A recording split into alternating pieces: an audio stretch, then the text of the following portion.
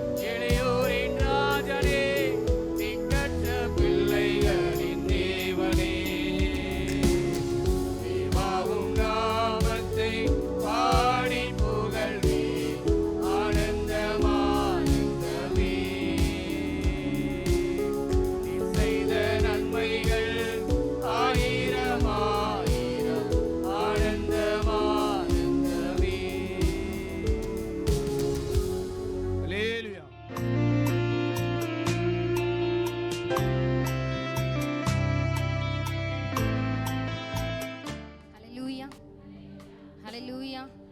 நல்ல சத்தமா கரங்களை உயர்த்தி ஹல்லேலூயா.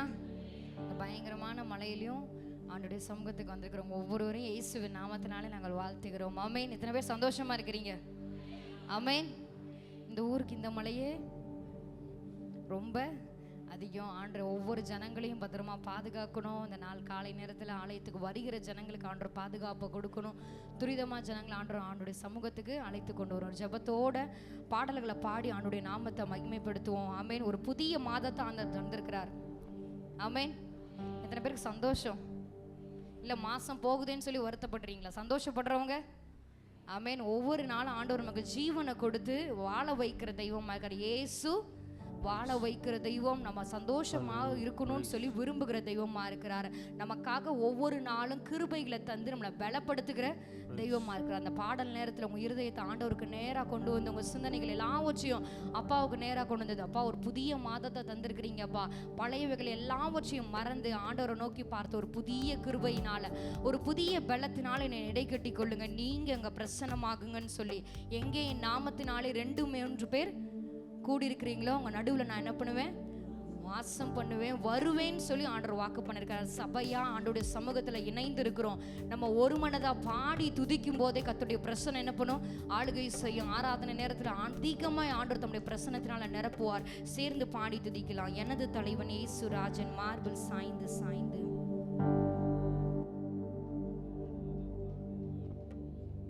எனது தலைவன் இயேசு ராஜன் மார்பில் சாய்ந்து சாய்ந்து மகிழ்ந்து மகிழ்ந்திருப்பேன். பாடுவோமாம். எனது தலைவன் இயேசு ராஜன் மார்பில் சாய்ந்து சாய்ந்து மகிழ்ந்து மகிழ்ந்திருப்பேன். இதய தீபம் எனது தெய்வம், இரக்கத்தின் சிகரம்.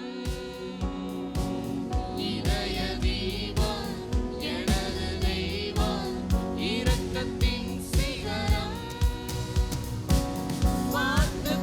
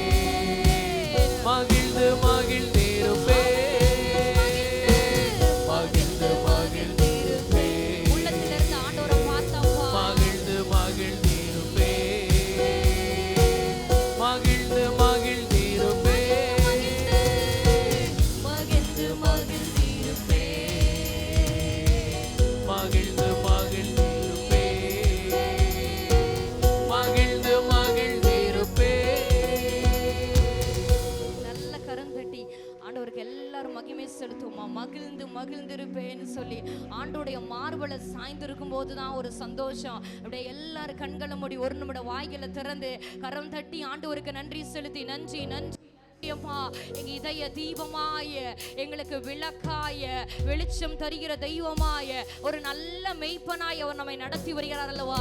அதை நினைத்து இயேசுவே thank you Jesus. ஆமென். ஹல்லேலூயா, ஹல்லேலூயா, ஹல்லேலூயா. இந்த நாள் ஒரு வெற்றியின் நாள் சொல்லலாமா? இந்த நாள் ஒரு, உங்க பக்கத்துல இருக்கவங்க கையை கொடுத்து நல்ல சிரிச்ச முகத்தோட, எல்லாம் கை கொடுத்து சொல்லணும். பக்கத்துல கையை கொடுத்து சிரிச்ச முகத்தை, இந்த பக்கம் இருக்காங்க சிரிச்ச முகத்தோட, இந்த நாள் ஒரு வெற்றியின் நாள். எத்தனை பேர் விசுவாசிக்கிறீங்க? பிசாசு நம்ம தோற்று போகணும்னு சொல்லி விரும்புவான், ஆனா நம்ம ஜெயிக்கணும்னு சொல்லி விரும்புகிற ஒரே ஒரு யாரு? சத்தமா, இன்னும் சத்தமா ஏசு. இந்த பக்கம் சொல்லலாமா? நம்ம ஜெயிக்கணும்னு சொல்லி விரும்புகிற ஒரே ஒரு ஆள் யாரு? சத்தமே வரலையே. யாரு? இயேசு ஒருவர் மாத்திரம்தான் ஒவ்வொரு நாளும் பாவத்தை மேற்கொள்ளணும், பிசாசை மேற்கொள்ளணும், இந்த உலகத்தை மேற்கொள்ளணும், மாமிசத்தை மேற்கொள்ளணும்னு சொல்லி நம்ம ஜெயிக்கணும்னு சொல்லி விரும்புகிற ஒரு யாரு? இயேசு ஒருவர் மாத்திரம்தான். சுற்றி இருக்கிறவங்க இல்லை, எப்பொழுதுமே நம்மளை விழத்த நினைக்கிற பிசாசெல்லாம் எப்போ கேப் கிடைக்கும், எப்போ நம்மளை விழ தள்ளிடலாம், எப்போ பாவத்தில் தள்ளிடலாம், எப்போ வியாதியில் தள்ளிடலாம், பலவீனத்தில் தள்ளிடலாம், எப்போ இவங்களுக்குள்ள ஒரு சோர்வை கொடுத்தா போதும் சோர்ந்து போயிடுவாங்க, ஒரு வாரத்துக்கு அந்த பிரச்சனையே நினைச்சு புலம்பிக்கிட்டு இருப்பாங்க அப்படின்னு சொல்லி நினைப்பான். ஆனா ஆண்டவர் நம்மளை ஜெயிக்க பிறந்திருக்கிறார். ஆமென். ஒவ்வொரு நாளும் நம்ம வெற்றி சிறக்க பண்ணிக்கிற தெய்வமா இருக்கிறார். இன்னொரு பாடல சேர்ந்து பாடலாம். ஆண்டவர் படைத்த வெற்றியின் நாள் இது, இன்று அகமகிழ்வோம் மக்களிப்போம் அல்லேலூயா பாடுவோம். ஆண்டவர் படைத்த வெற்றியின் நாள் இது, இன்று அகமகிழ்வோம் அக்களிப்போம் அல்லேலூயா பாடுவோம். இன்று அகமகிழ்வோம் அக்களிப்போம் அல்லேலூயா பாடுவோம். ஆண்டவர் படைத்த வெற்றியின் நாள் இது, இன்று அகமகிழ்வோம். கட்டி பாடலாமா? அல்லேலூயா பாடுவோம். இன்று அகமகிழ்வோம்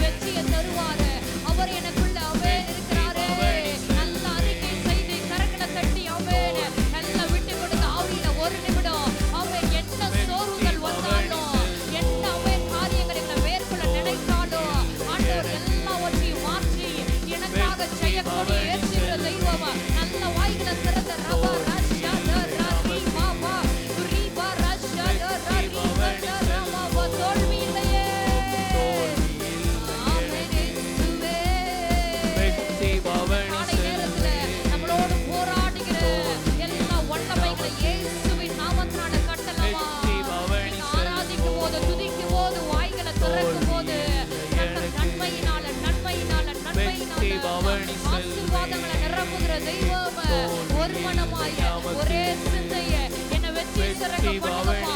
இந்த மாதத்துல இந்த புதிய மாதத்துல நான் ஒரு ஜெயத்தை பெற்றுக்கொள்ளணும். பாவத்தின் மேல ஒரு ஜெயம், சாபத்தின் மேல ஒரு ஜெயம், எல்லா பிசாசின் வல்லமைகள் மேல நான் ஒரு ஜெயத்தை பெற்றுக்கொள்ளணும்னு சொல்லி விரும்புறவங்களா நல்ல ஆவியில நிரம்பி வாயில திறந்து அந்நிய பாஷையில தோல்வி இல்லை, தோல்வி இல்லை, தோல்வி இல்லை, எனக்கு தோல்வி இல்லை, எனக்கு தோல்வி இல்லை, தோல்வி இல்லை. என் கிறிஸ்து ஜெய கிறிஸ்து, அவர் ஜெயமாக ஜெயமாக நடத்துகிற தெய்வம். பிள்ளைகள் எல்லாம் கரங்களை தட்டி எனக்கு ஜெயத்தை தருகிற தெய்வம். நான் படிக்கிற படிப்புல, வேலையில, எல்லா ஸ்தலங்களிலும் கர்த்தர் எங்களை மேன்மைப்படுத்துகிற தெய்வம். ஒரு நாளும் எங்களை தலைகுனிய செய்யாமல் எங்கள் தலைகளை நிமிர செய்கிற தெய்வம். வார்த்தைகளை பிடித்துக் கொண்டு, வசனத்தை பிடித்துக் கொண்டு அறிக்கை செய்கிற காலை நேரத்துல இது ஒரு வெற்றியின் நாள், எனக்கு வெற்றி தருகிற தெய்வம். ஒருவேளை ஏதோ ஒரு கட்டுகளோட போராட்டத்தோட சபையில உட்கார்ந்து இருந்தீங்கன்னா நல்ல வாயை திறந்து இயேசுவே நான் ஒரு வெற்றியை பெற்றுக்கொள்ளணும், அப்ப நான் ஒரு விடுதலையை பெற்றுக்கொள்ளணும், நான் ஒரு விடுதலையை பெற்றுக்கொள்ளணும். சுகவீனம் மாறுகிறது, பலவீனம் மாறுகிறது, சோர்வுகள் விலகுகிறது, வியாதிகள் மாறுகிறது இயேசுவின் நாமத்தினாலே. எல்லா கடன் பிரச்சனைகள், போராட்டங்கள் அது இயேசுவின் நாமத்தினாலே விலகுகிறது. எல்லா அவிசுவாசங்கள் விலகுகிறது. எல்லா வாய்களை திறந்து எனக்காக யாவையும் செய்து முடிக்கிற தெய்வம். அவர் சிலுவையில வெற்றி சிறந்து விட்டாரே. ஆமென். வெற்றி வெற்றி வெற்றி. தோல்வி இல்லை எனக்கு. வெற்றி பவனி செல்வே, தோல்வி இல்லை நமக்கு. வெற்றி பவனி செல்வோம், தோல்வி இல்லை எனக்கு. முழங்கால் படியிட்டு வெற்றி பவனி செல்வே, தோல்வி இல்லை நமக்கு. வெற்றி பவனி செல்வோம், தோல்வி இல்லை எனக்கு. வெற்றி பவனி செல்வே, தோல்வி இல்லை நமக்கு. வெற்றி பவனி செல், தோல்வி இல்லை, தோல்வி இல்லை எனக்கு. அல்லேலூயா. ரபலபோ சந்தரபலகதரபோ. சாத்தானை காலின் கீழே நசுக்கினவர், ஜெயத்தை தருகிற தேவாதி தேவர். ரபலகதரபோ சந்தரபலகதரபோ. யெகோவா நிசி ஜெயக்கொடியாய் இருந்து நம்முடைய வாழ்விலே ஜெயத்தை தருகிறவராய் இருக்கிறார். இந்த புதிய மாதத்திலே நாம் செய்கிற காரியங்களிலே ஜெயத்தை தருகிற ஆவியானவர். ரபலகதரபோ சந்தரபலகதரபோ. ரபஹதி செந்தேரே நமஹதுரோ. வெற்றி பவனி செல்வே, தோல்வி இல்லை. தேவன் நமக்கு பலனுள்ள ஆவியை தந்திருக்கிறார். தெளிந்த புத்தியுள்ள ஆவியை தருகிறவராக இருக்கிறார். பயமுள்ள ஆவியை நமக்கு தராமல் பலமும் அன்பும் தெளிந்த புத்தியுள்ள ஆவியை தெரிந்திருக்கிறார். பயப்படாதே, கலங்காதே என்று நம்மை பார்த்து தேற்றுகிற தேவன். ராமலஹதரபோ சந்தரபோ. தோல்வி இல்லை எனக்கு. வெற்றி பவனி செல்வே, தோல்வி இல்லை நமக்கு. வெற்றி பவனி செல்வோ, தோல்வி இல்லை எனக்கு.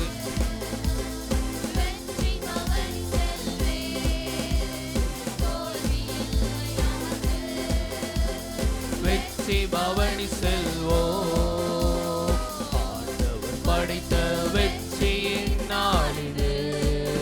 இன்று மகிழ்வோம், அக்களிப்போம், அல்லேலூயா பாடுவோம். இன்று மகிழ்வோம், அக்களிப்போம், அல்லேலூயா பாடுவோம். மகிழ்வோம், அக்களிப்போம், அல்லேலூயா பாடுவோம். இன்று மகிழ்வோம், அக்களிப்போம், அல்லேலூயா பாடுவோம். சகாயம் செய்திடுவே, பலன் தந்திடுவே. சகாயம் செய்திடுவே, பலன் தந்திடுவே. நீதியின் வழக்கரத்தால் தாங்கி நடத்திடுவே.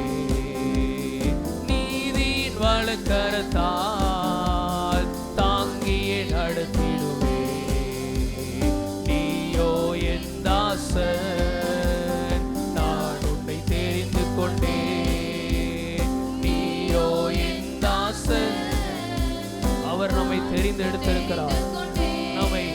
ஸ்திரப்படுத்துகிற தெய்வம், நம்மை பலப்படுத்துகிற தெய்வம், நமக்கு சகாயம் செய்து நீதியின் வலக்கரத்தினால் நம்மை தாங்குகிற தேவன், இதுவரை நடத்தினவர், இந்த புதிய மாதத்திலும் உங்களை நடத்துகிறதற்கு அவர் வல்லமை உள்ளவராய் இருக்கிறார். அவர் உங்களை பலப்படுத்துகிறார். அவர் உங்களை ஸ்திரப்படுத்துகிற தெய்வமாய் இருக்கிறார். அவர் நம்மை தெரிந்து கொண்டிருக்கிறார். நம்மை பெயர் சொல்லி அழைத்திருக்கிறார்.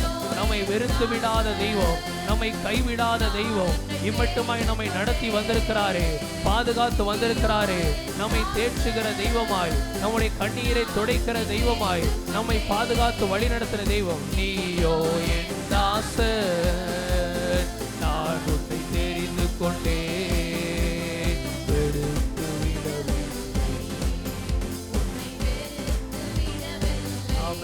வெறுத்து விடவில்லை, என்னை வெறுத்து விடவில்லை, வெறுத்து விடவில்லை, என்னை வெறுத்து விடவில்லை, வெறுத்து விடவில்லை, என்னை வெறுத்து விடவில்லை. வலக்கரம் பிடித்துக் கொண்டே வழுவாமல் காத்துக் கொள்வேன். வலக்கரம் பிடித்துக் கொண்டேன், வழுவாமல் காத்துக் கொள்வேன். அழைத்தவர் நான் நாடே, நடத்துவேன் இறுதி வரை. உன்னை அழைத்தவர் நான் நாடே, நடத்துவேன்.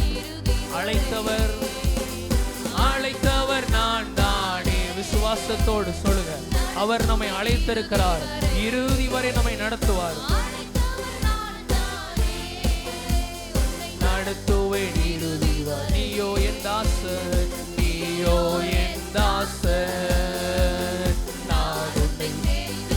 அவர் நம்மை பார்த்து சொல்லுகிறார், நீ என் தாசன், நான் உன்னை தெரிந்து கொண்டேன், நான் உன்னை வெறுத்து விடவில்லை, உன்னை பெயர் சொல்லி அழைத்தவர் நானே, உன்னை ரட்சித்தவர் நானே, உன்னை பெயர் சொல்லி அழைத்த தெய்வம் அவராக இருக்கிறார்.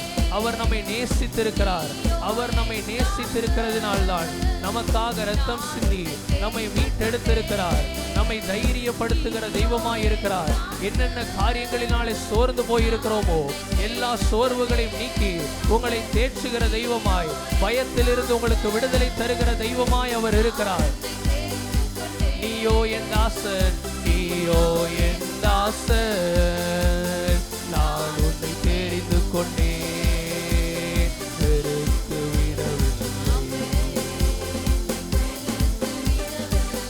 வெறுத்து விடவில்லை, வெறுத்து விடவில்லை, என்னை அவர் வெறுத்து விடவில்லை, வெறுத்து விடவில்லை, என்னை வெறுத்து விடவில்லை. ஹல்லேலூயா, ஹல்லேலூயா, ஹல்லேலூயா. அவர் நம்மை வெறுத்து விடாமல் நம்மை இம்மட்டுமாய் நடத்தி வந்திருக்கிறாரே. ஹல்லேலூயா, ஹல்லேலூயா. பயப்படாதே, அஞ்சாதே, திகையாதே, கலங்காதே, நானே உன் தேவன், உன்னை பெயர் சொல்லி அழைத்தவர் நானே என்று நம்மை தைரியப்படுத்துகிற தேவன், இதுவரை நம்மை நடத்தினவர், இனிமேலும் அவர் நடத்துகிறதற்கு வல்லமை உள்ளவராய் இருக்கிறார். அப்படியே கொஞ்ச நேரமாக எளிமை நின்று அந்த கர்த்தரை ஆராதிப்போமா. ஹல்லேலூயா, ஹல்லேலூயா. தகப்பனே உம்மை ஸ்தோத்திரிக்கிறோம். யெகோவா தேவனே, எங்களை இம்மட்டுமாய் நீர் நடத்தி வந்திருக்கிறதற்காய் நன்றி தகப்பனே. அப்பா உம்மை ஸ்தோத்திரிக்கிறோம். பசும் புல் மேய்ச்சல்களிலே, அமர்ந்த தண்ணீர் அண்டைகளிலே எங்களை நடத்தி செல்கிறவரே. அப்பா, வாய்க்கால்கள் ஓரத்திலே எங்களை நடத்தி செல்கிற தேவ ஆண்டவரே. அப்பா தகப்பனே, நீர் எத்தனை நல்லவர் ஆண்டவரே. இதுவரையில் என்னை நடத்தினவர், இனிமேலும் என்னை நடத்திடுவே. இதுவரையில் என்னை நடத்தினவர், இனிமேலும் என்னை நடத்திடுவே. நீரே யெகோவா, நீரே என் எல்லாமே பார்த்து கொள்வி. நீரே யெகோவா ஷம்மா, என் கூடவே இருப்பவரே யெகோவா. நீரே யெகோவா என் எல்லாமே பார்த்து கொள்வி. நீரே யெகோவா ஷம்மா, என் கூடவே இருப்பவரே. நடத்திடுவி இனிமேலும் கடைசி வரை. நடத்திடுவி நடத்திடுவீர் நடத்திடுவீர் இனிமேலும் கடைசி வரை.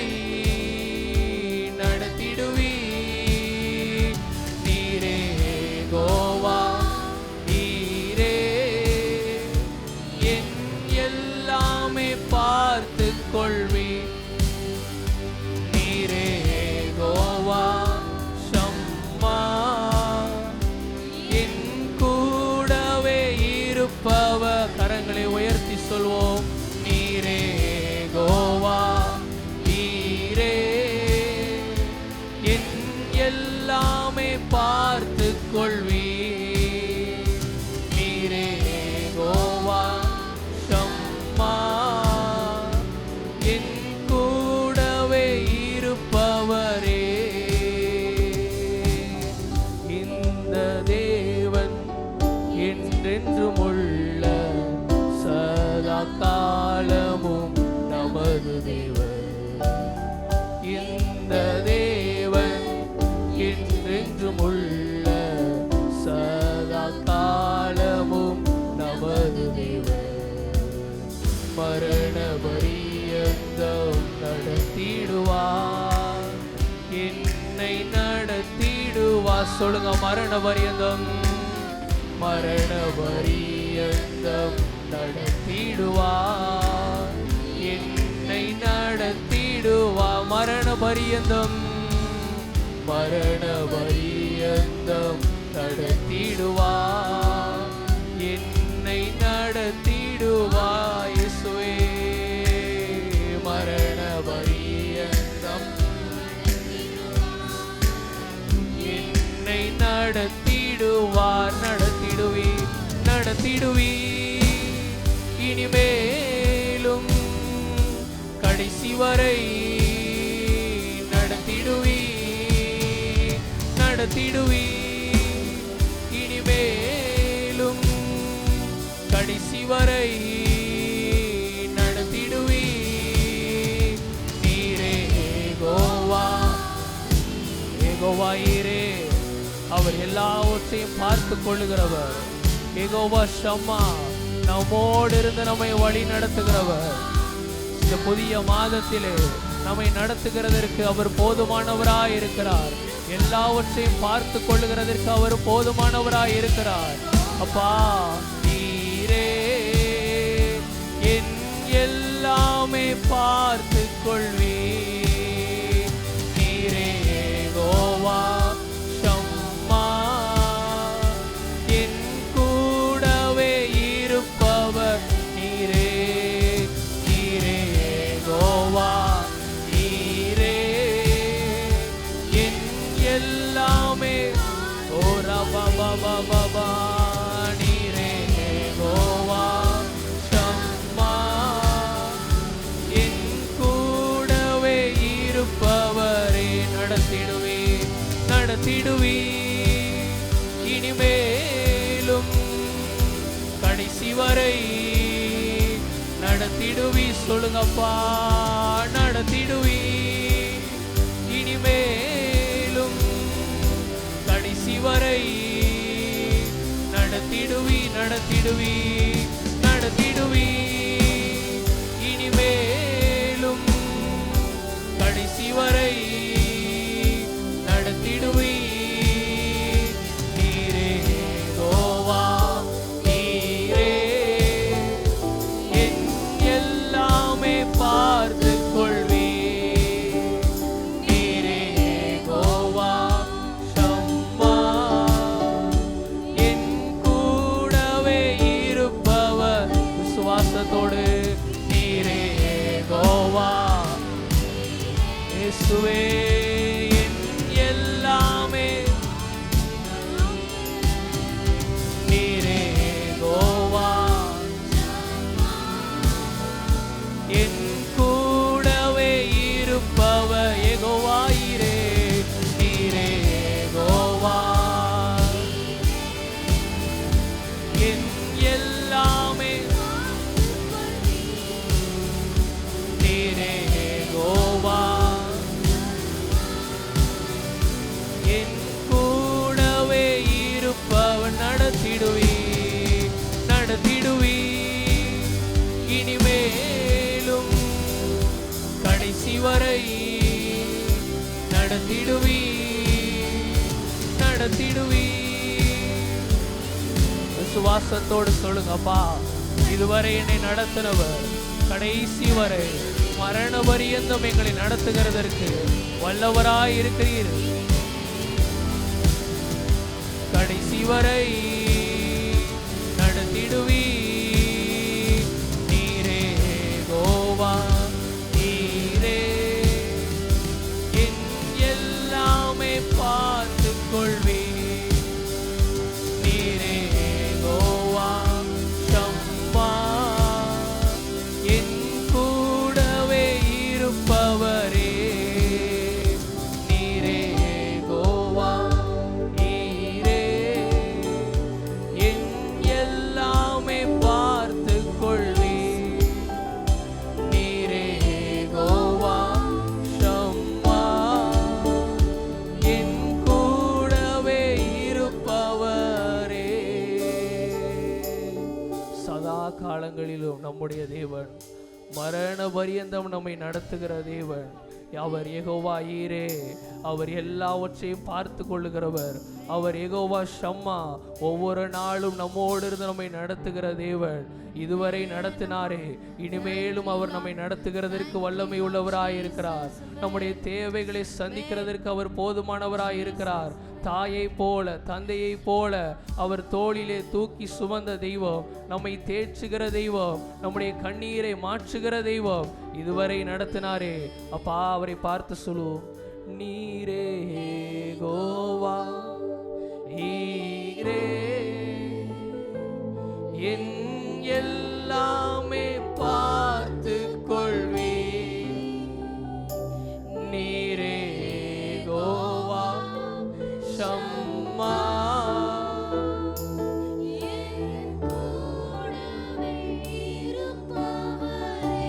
நீரே நீரே யெகோவா ஈரே, என் எல்லாமே பார்த்து கொள்வி. நீரே யெகோவா ஷம்மா, என் கூடவே இருப்பவரே.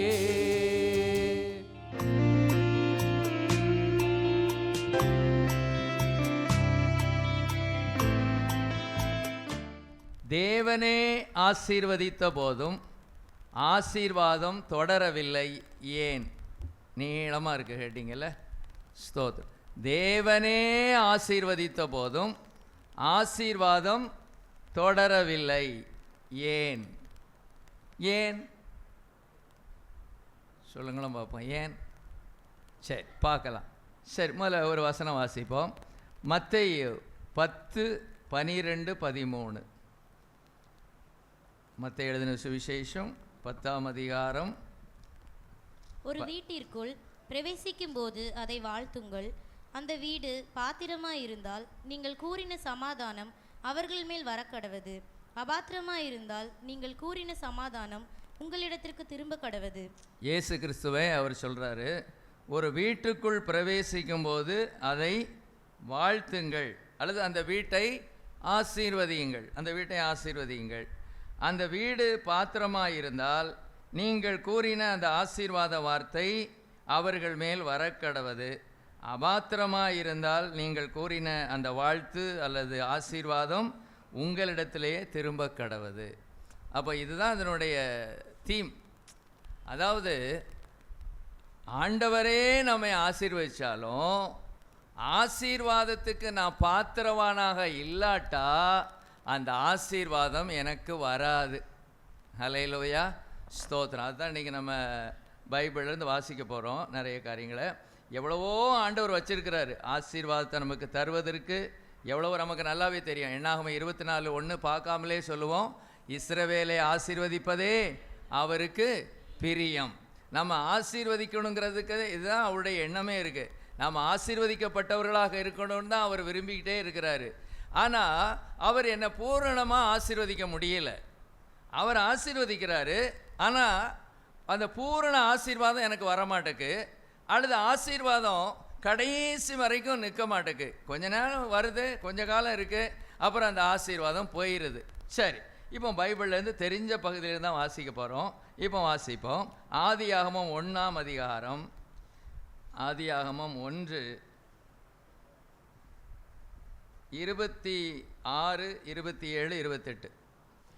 பின்பு தேவன் நமது சாயலாகவும் நமது ரூபத்தின் படியேயும் மனுஷனை உண்டாக்குவோமாக, அவர்கள் சமுத்திரத்தின் மச்சங்களையும் ஆகாயத்து பறவைகளையும் மிருக ஜீவன்களையும் பூமி அனைத்தையும் பூமியின் மேல் ஊறும் சகல பிராணிகளையும் ஆளக்கடவர்கள் என்றார். தேவன் தம்முடைய சாயலாக மனுஷனை சிருஷ்டித்தார், அவனை தேவ சாயலாகவே சிருஷ்டித்தார், ஆணும் பெண்ணுமாக அவர்களை சிருஷ்டித்தார். பின்பு தேவன் அவர்களை நோக்கி, நீங்கள் பலுகி பெருகி பூமியை நிரப்பி அதை கீழ்ப்படுத்தி சமுத்திரத்தின் மச்சங்களையும் ஆகாயத்து பறவைகளையும் பூமியில் மேல் நடமாடுகிற சகல ஜீவ ஜந்துக்களையும் ஆண்டு கொள்ளுங்கள் என்று சொல்லி தேவன் அவர்களை ஆசீர்வதித்தார். Praise the Lord. ஆண்டவர் எப்படி ஆசீர்வதிச்சாரு?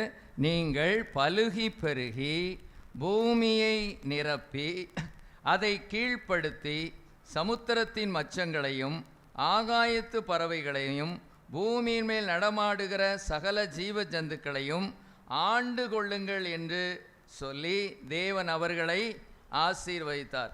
5ஆம் அதிகாரம் 2ஆம் வசனத்தில் அதுதான் இருக்குது. அவர்களை ஆணும் பெண்ணுமாக சிருஷ்டித்து அவர்களை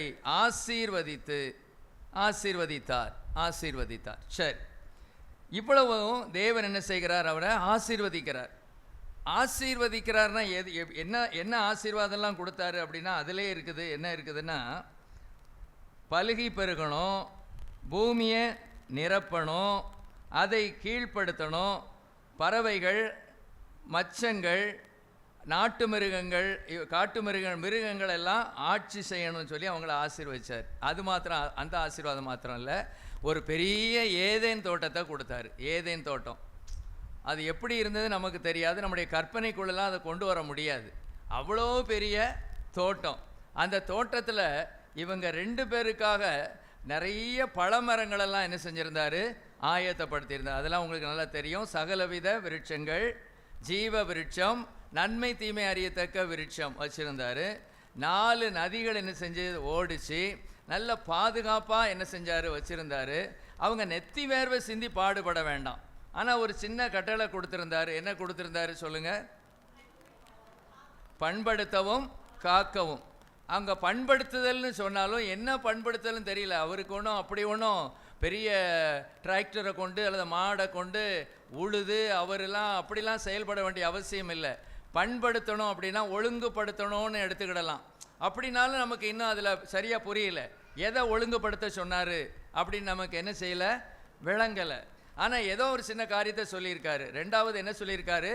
காக்கணும்னு சொல்லியிருக்கிறாரு, பாதுகாக்கணும்னு சொல்லியிருக்காரு. அதுவுமே நமக்கு ரொம்ப தெளிவாக என்ன செய்யப்படலை?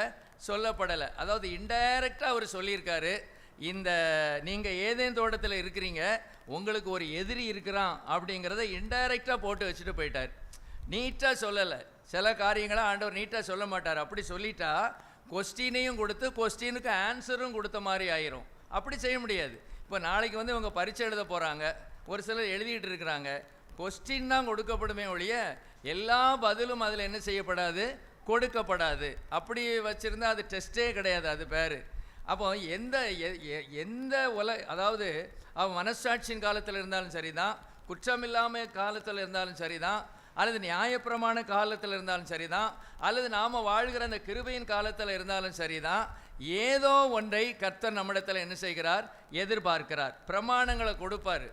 அப்போ இந்த ஆதாம் ஏவாளுக்கு ஒரே ஒரு பிரமாணம் தான் கொடுத்தாரு. ஒரு சின்ன கட்டளை தான், நீங்கள் எல்லாத்தையும் சாப்பிடலாம், நன்மை தீமை அறியத்தக்க விருட்சத்தின் கனியை மாத்திரம் என்ன செய்யக்கூடாது, நீ சாப்பிடக்கூடாது, அதை புசிக்க நாளிலே சாகவே சாவாய் அப்படின்னு என்ன செஞ்சிட்டாரு, சொல்லிட்டாரு.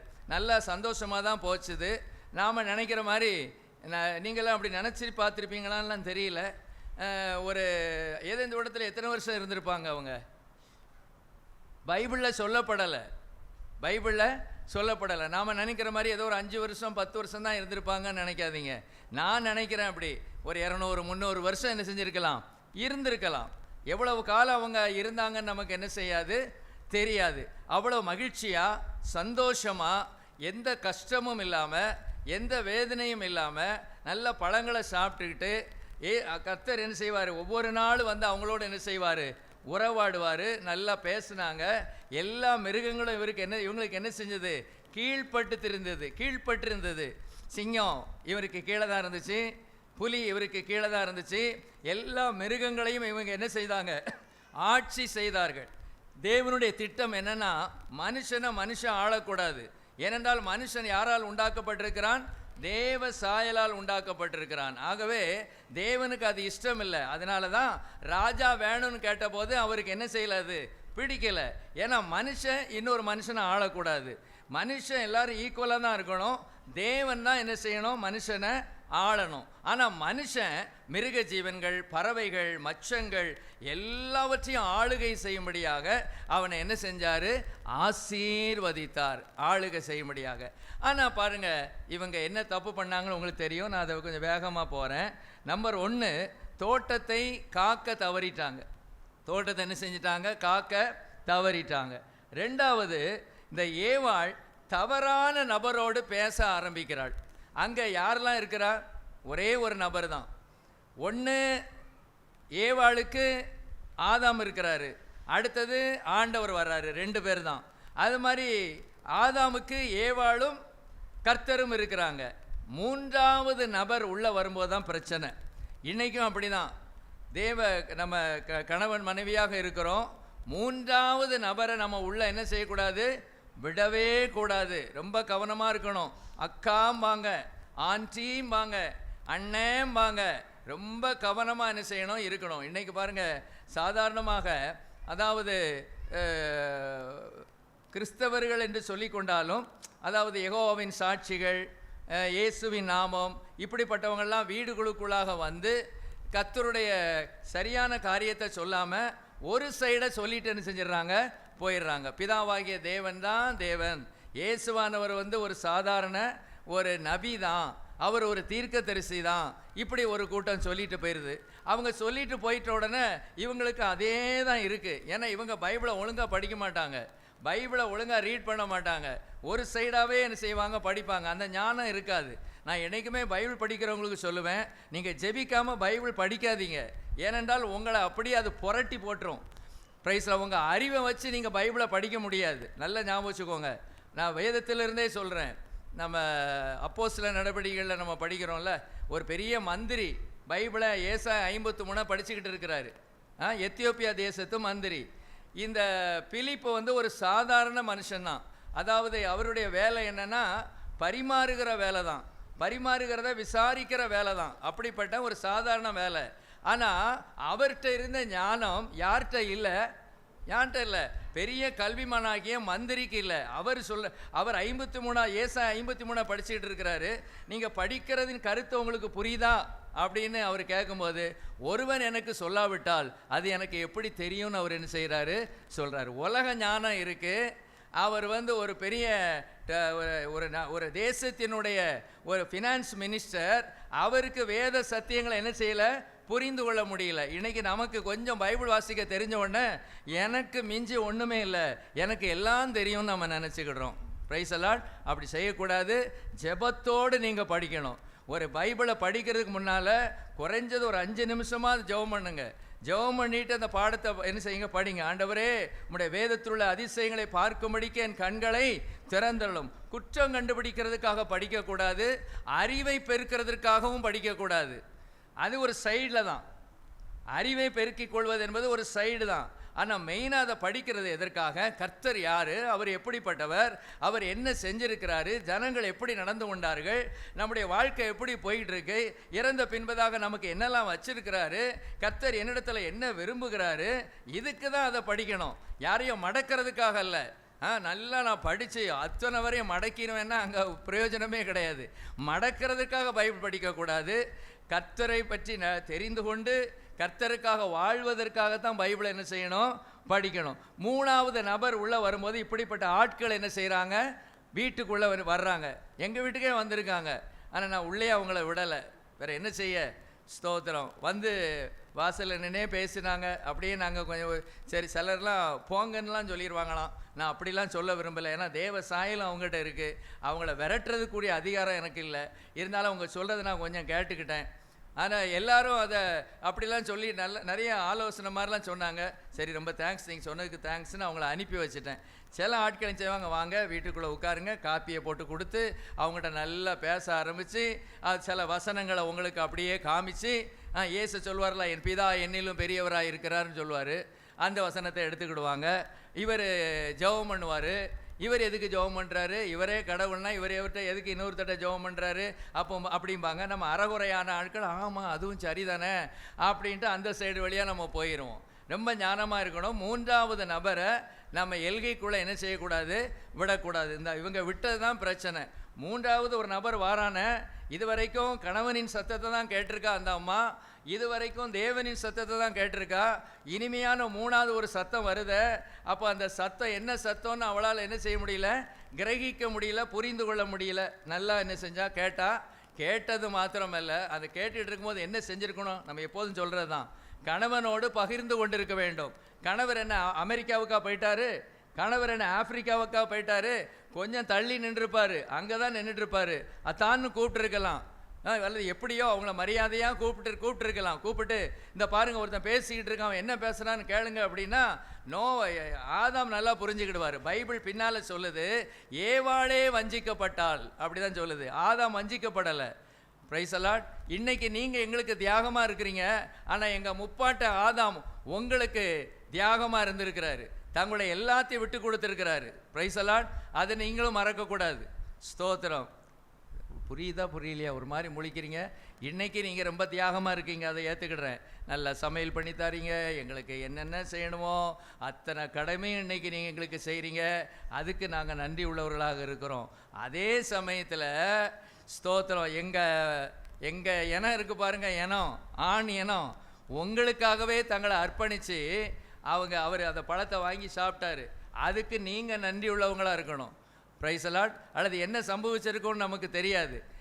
அப்போ அதாவது ஆண்டவரை விட எனக்கு ஏவாள் தான் வேணும்னு சொல்லி அந்த பழத்தை சாப்பிட்டது தான் ஆதாம்கிட்ட நம்ம கேட்கலாம். போய் டைம் கிடைக்கும் போது பரலோகத்தில் நம்ம போகும் பாருங்கள், நிறையவட்ட பேச வேண்டியது இருக்குது நமக்கு. நல்லா ஸ்தோத்திரம். இன்றைக்கி புதுமையாக ஒன்று சொல்கிறாங்க, எல்லார் முகமும் ஒன்று போல் இருக்குமா. பிறகு நான் எப்படி ஆதாம்கிட்ட கேட்க?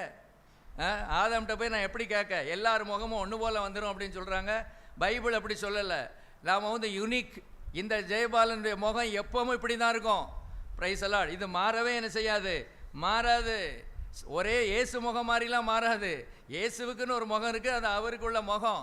ஏதாவது வசனத்தை ஒன்றை பிடிச்சிக்கிட்டு என்ன செய்கிறாங்க? தொங்கிடுறாங்க. அப்படி நாம் இப்பொழுது வித்தியாசமாக இருக்கிறோம். அவர் வரும்போது அவர் இருக்கிற வண்ணமாகவே நாம் இருப்போம்னு ஒரு வார்த்தை இருக்குது பாருங்க. அதை பிடிச்சிக்கிட்டார் ஒரு பெரிய தேவ ஊழியக்காரன். அப்போ அவர் இருக்கிற வண்ணமாகனா அவருடைய முக சாயலில் தான் இருக்கும். அங்கே போய் நம்ம யாரையுமே பார்க்க முடியாது அப்படின்லாம் என்ன செய்கிறாங்க? சொல்கிறாங்க. அப்படிலாம் இல்லை, பார்க்கலாம். அதுக்கு அத்தாட்சி இருக்கா? இருக்குது. மோசேயும் எலியாவும் அவர்களோட பேசுகிறவங்க காணப்பட்டார்கள். எப்படி தெரிஞ்சது? அப்போ இயேசுவான ஒரு முகம் மாதிரி தானே இருக்கணும். உடனே சொல்லுவாங்க, இயேசுவான இன்னும் வரலல்ல அப்படிம்பாங்க. எதை வேணாலும் என்ன செய்யலாம், சொல்லலாம். அறியாமல் நம்ம பேசக்கூடாது. சரி, இருக்கட்டும். அப்போ என்ன செஞ்சுருக்கணும்? இந்த அம்மா கணவனை கூப்பிட்டுருந்தா 2 பேரும் சேர்ந்து என்ன செஞ்சுருப்பாங்க? துரத்தி அடிச்சிருக்கலாம். இந்த அம்மா என்ன பண்ணிட்டாங்க? கணவனையும் கூப்பிடலை, தலையை அண்ணா அப்போ தலை இல்லைங்கிறாங்க. சரி, இருக்கட்டும். சரி, எப்படியோ ஆத்திரப்பட்டு அவசரப்பட்டு என்ன செஞ்சிட்டாங்க? அதை பறிச்சிட்டாங்க.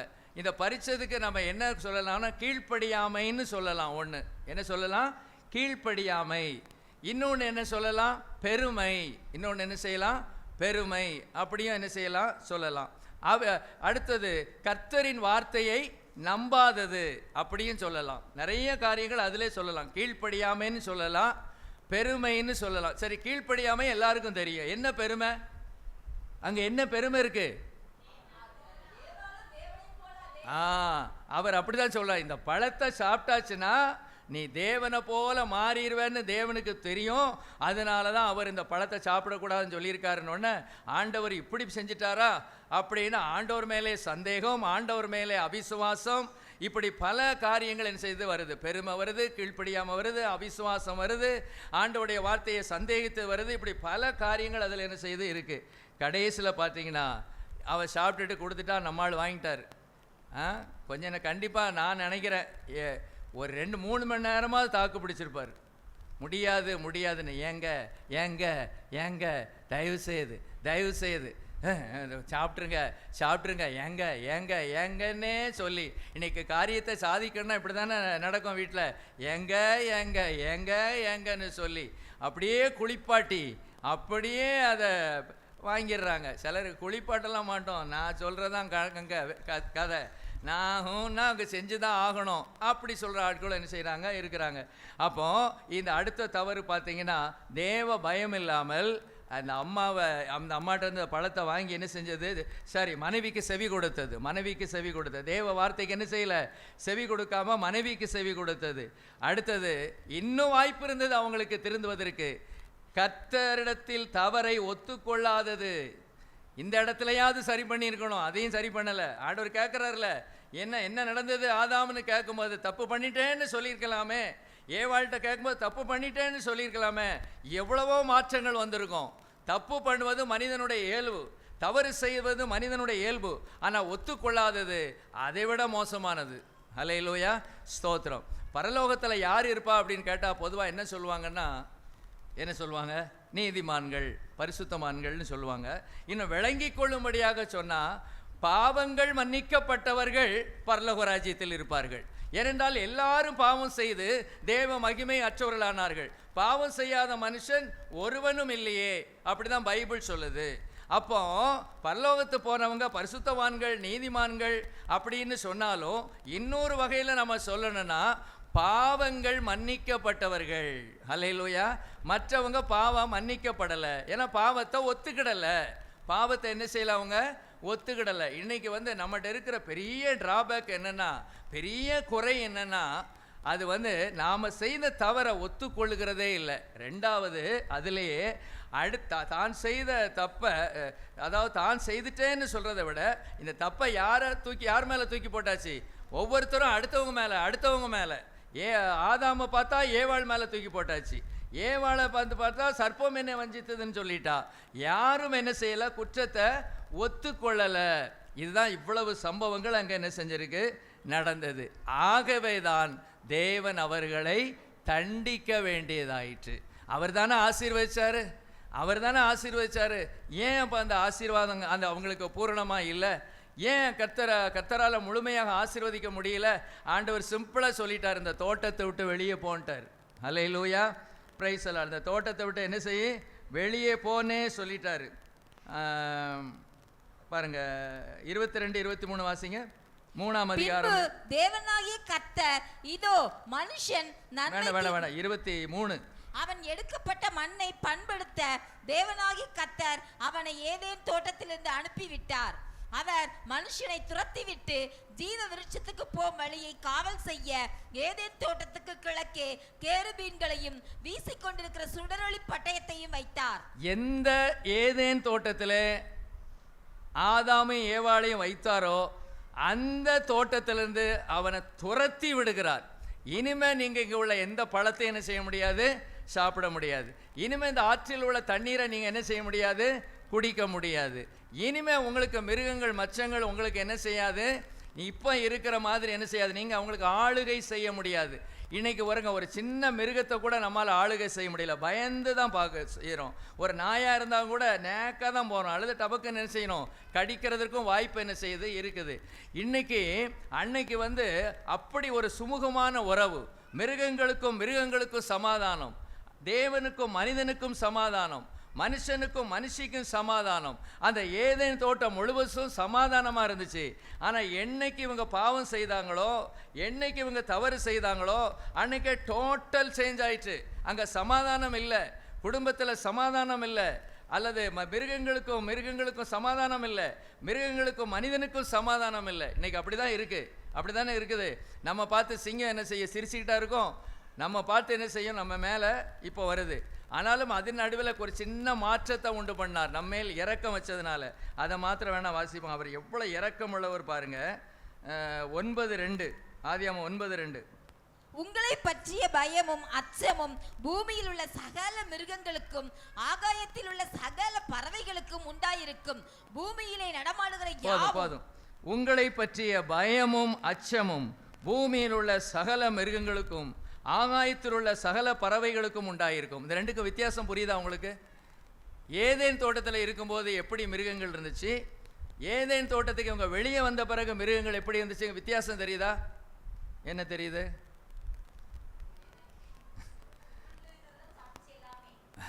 பிரைஸ் அல்லாட், ஸ்தோத்திரம். அதான் மிருகங்களுடைய கேரக்டர் மாறிடுச்சு, மிருகங்களுடைய ஆகார முறை என்ன செஞ்சிருச்சு, மாறிடுச்சு. அதெல்லாம் சரிதான்.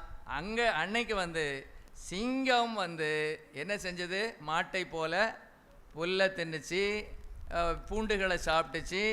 அங்கே அது கொடூர சுபாவம் வரலை. ஒரு ஆட்டுக்குட்டியை மாதிரி தான் எது இருந்துச்சு, சிங்கம் இருந்துச்சு, கரடி இருந்துச்சு, புலி இருந்துச்சு. சும்மா அப்படி தடவி கொடுத்துக்கிட்டே இருப்பான், பக்கத்தில் நிற்கும், எந்த ப்ராப்ளமும் இல்லை. ஆனால் இன்னைக்கு அப்படி இல்லை. நம்முடைய முகச்சாயல் யாருடைய சாயலாக இருக்குது, தேவ சாயலாக இருக்குது. இவன் எனக்கு என்னதாவது செஞ்சிருவான்னு சொல்லி பயந்து தான் நம்ம மேலே பாயுது. அதை புரிஞ்சுக்கணும்.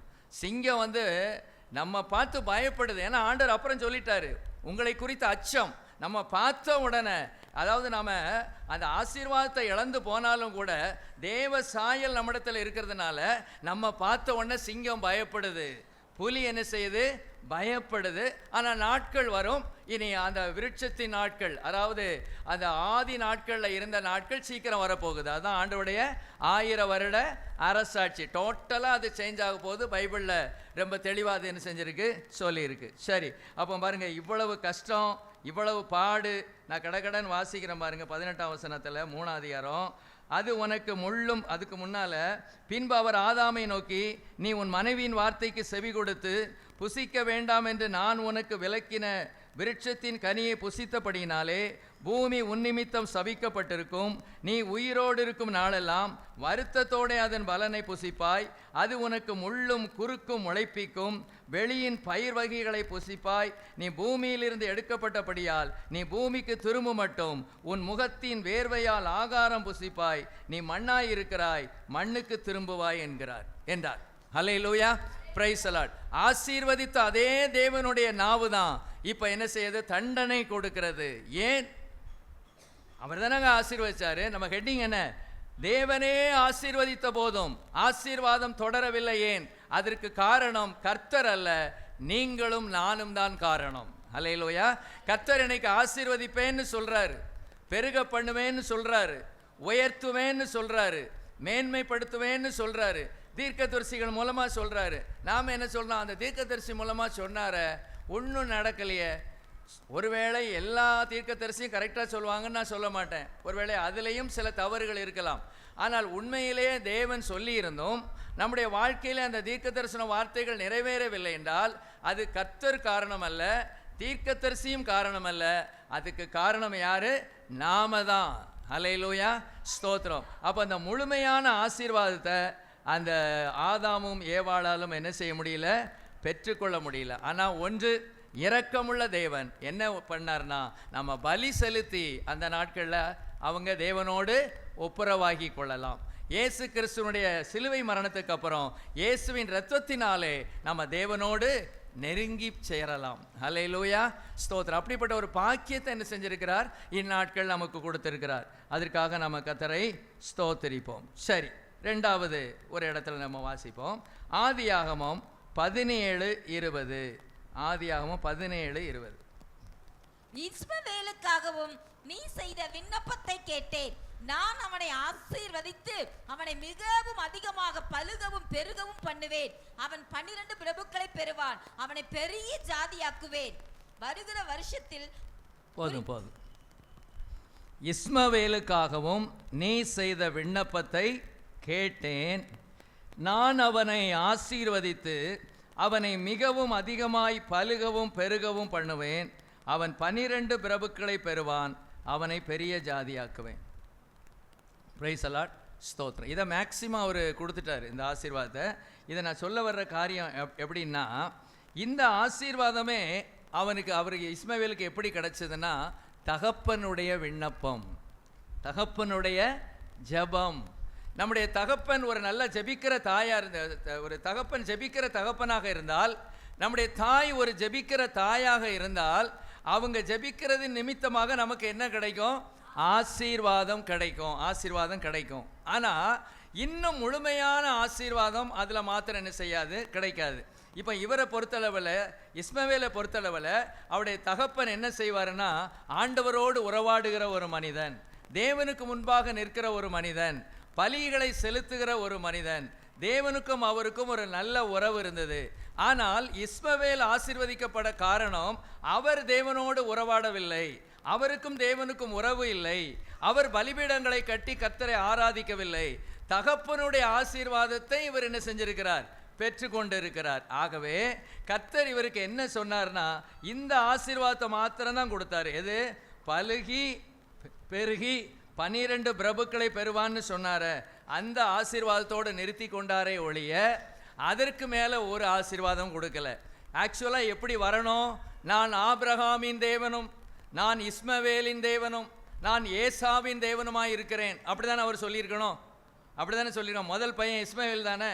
அந்த ஈசாக்கு பார்க்கும்போது முதல்ல அங்கே யார் பிறக்கிறா? ஏசா, யாக்கோபு. அப்போ ஏசா தானே வரணும், வரலை. அதுக்கு காரணம் என்னன்னா, இவங்க பாத்திரமாக இல்லை. இஸ்மவேல் என்ன செய்யலை? பாத்திரமாக இல்லை. இன்னும் சில நன்மைகள் நடந்தது. அவருக்கு கல்யாணம் நடந்தது. இதெல்லாம் நினைக்கும் போது தான் எனக்கு ரொம்ப ஆச்சரியமாக இருக்கும். இஸ்மவேலுக்கு கல்யாணம் நடந்துச்சு. நான் நினைக்கிறேன் அவங்க அப்பாவே இல்லாமல் நடந்துச்சு. அது எங்கே நடந்துச்சுன்னு பாருங்க. ஆதியாகமம் 21:18 வாசிங்க.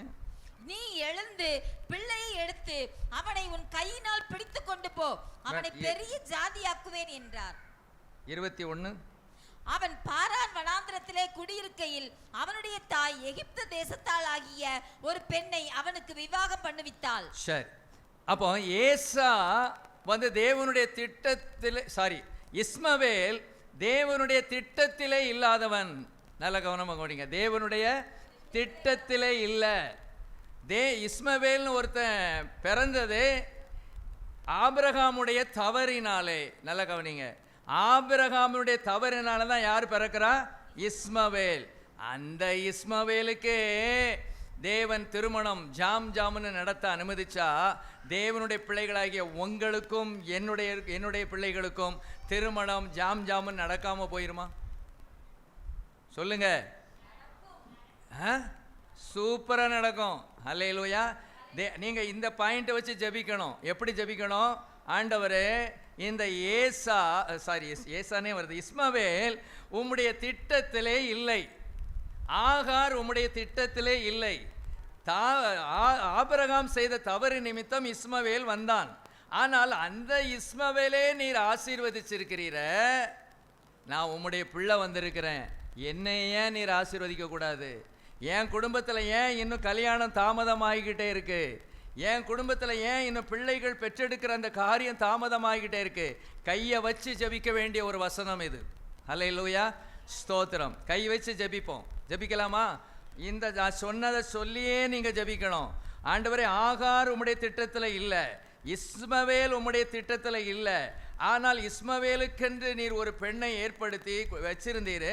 அந்த பெண்ணை யார் தான் நடத்துகிறா? அவன் பாரான் வனாந்திரத்திலே குடியிருக்கையில் அவனுடைய தாய் எகிப்து தேசத்தாளாகிய ஒரு பெண்ணை அவனுக்கு விவாகம் பண்ணுவித்தாள். அப்பா இருந்தும் அப்பா இல்லாதது போல. அப்பா இப்போ எங்க யாரோட ஐக்கியம் இல்லை? இப்போ ஆகாரோடும் ஐக்கியம் இல்லை, இஸ்மவேலோடும் ஐக்கியம் இல்லை. ஏனென்றால் ஆண்டவரும் சொல்லிட்டாரு, அவளை துரத்தி விடுன்னு சொல்லிட்டாரு. ஆகவே கையை கழுவி விட்டுட்டாரு. கையை கழுவி விட்டாலும் ஆண்டவர் ஒரு வாக்கு கொடுத்திருந்தார், அவனும் உன் வித்தாய் இருக்கிறபடினால் அவனையும் நான் ஆசீர்வதிப்பேன். எனக்கு ரொம்ப இது புரிந்து கொள்ளவே முடியல.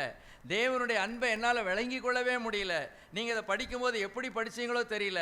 தவறான ஒரு உறவு நிமித்தமாக பிறந்தவன் இஸ்மவேல், அவனை கூட அவர் நேசித்து அவனுக்கு ஒரு கல்யாணம் ஜாம் நடந்துச்சு.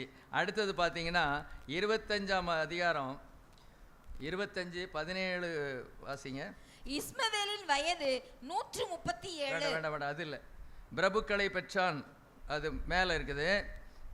இஸ்மவேலின் வம்ச வரலாறு 13ஆம் வசனம். அது இருக்கட்டும், அதை வாசிக்க வேண்டாம். 16ஆம் வசனம். தங்கள் கிராமங்களிலும் அரண்களிலும் கூடியிருந்த தங்கள் ஜனத்தாருக்கு 12 பிரபுக்களாகிய இஸ்மவேலின் குமாரர்கள் இவர்களை. இவ்வளவு போதும். எத்தனை பிரபுக்கள்? 12 பிரபுக்கள். அப்படி சொல்றார் ஆண்டவர். சாதாரண அப்படி இல்லை. கோணையர்கள் பிறந்தார்கள் அல்ல, ஏழைகள் பிறந்தார்கள் அல்ல, ஒண்ணுக்கு வழி இல்லாதவர்கள் பிறந்தார்கள் இல்லை. அவங்க பிரபுக்களாக மாறப்போகிறார்கள். பிறக்கும் போது பிரபுக்களாக இல்லை, ஆனா கர்த்தர் சொல்றார் அவங்க யாரு? பிரபுக்களை கொடுத்தார். பிரைஸ் தி லார்ட், ஸ்தோத்திரம். ஒரு அலையை சொல்லுமா? அல்லேலூயா. அப்போ தேவன் என்ன செய்கிறார்? நம்மிடத்துல சொல்ல வாராரு அப்படின்னா என்ன சொல்ல வாராரு? இஸ்மவேலுக்கே நான் இதை செய்தேன்னா, ஏன் ரத்தத்தினால கழுவப்பட்ட உங்கள் வாழ்க்கையில் அற்புதங்கள் இந்த வருஷத்தில் நடக்கும், அதிசயங்கள் நடக்கும். நீங்கள் எண்ணி இருக்கிறதற்கும் மேலாக நான் அற்புதங்களை செய்வேன், அதிசயங்களை நான் செய்வேன் என்று கர்த்தர் சொல்லுகிறார். எனக்கு என்ன ஆச்சரியம்னா, இஸ்மவேலுக்கும் தேவனுக்கு எந்த உறவும் இல்லை. உங்களுக்கு எனக்கும் உறவு இருக்கா இல்லையா? அவரோடு பேசுகிறோமா? அவரோடு ஐக்கியப்படுகிறோமா? தேவனுக்கு நாம் பயப்படுகிறோமா இல்லையா? தேவனுக்கு நாம் பயப்படுகிறோம். அவர் எவ்வளோ பெரிய தேவன், எனக்காக ரத்தம் சிந்தினார் அந்த தேவன். அவருக்கு நாம் ரொம்ப நம்ம பயப்படுறோம். என் வாழ்க்கையில் தேவன் அற்புதம் செய்வார். செய்திருக்கிறார், இது வரைக்கும் செய்திருக்கிறார். அல்லது இப்படி இன்னொன்று ஜெபிக்கணும், ஆண்டவரே இந்த அற்புதத்தை செய்தவர் இதை செய்யும் ஆண்டவரே. இந்த அற்புதம் நம்ம வீட்டில் இது வரைக்கும் அற்புதமே செய்யலையா? இது வரைக்கும் அதிசயமே செய்யலையா? நம்ம ஜெபிக்கிற வேளையில் அப்படி ஜெபிக்கணும். இஸ்ரவேலர்கள் அப்படி செய்யாததுனால தான் அவங்க வாழ்க்கையில் தோல்வி அடைந்தார்கள்.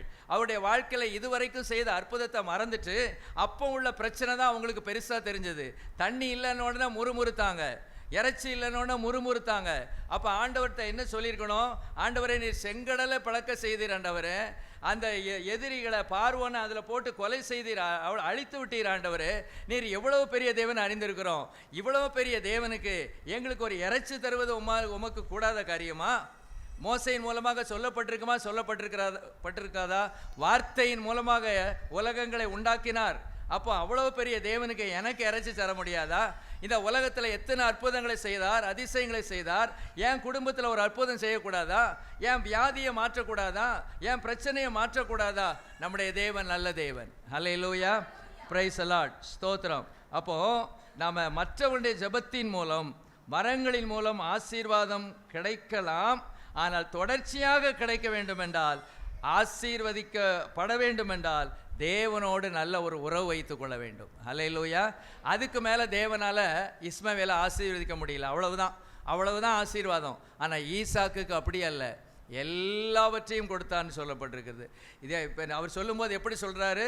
நான் ஆபிரகாமின் தேவன், நான் ஈசாக்கின் தேவன் அப்படின்னு ஈசாக்க தன்னோடு என்ன செய்தார்? இணைத்து கொண்டார். இஸ்மவேலுக்கு உலக ஆசீர்வாதங்களை கொடுத்து ஃபைலை க்ளோஸ் பண்ணிட்டார். அவ்வளவுதான், ஃபைல் க்ளோஸ்டு. இஸ்மவேலுக்கு என்ன செஞ்சார்?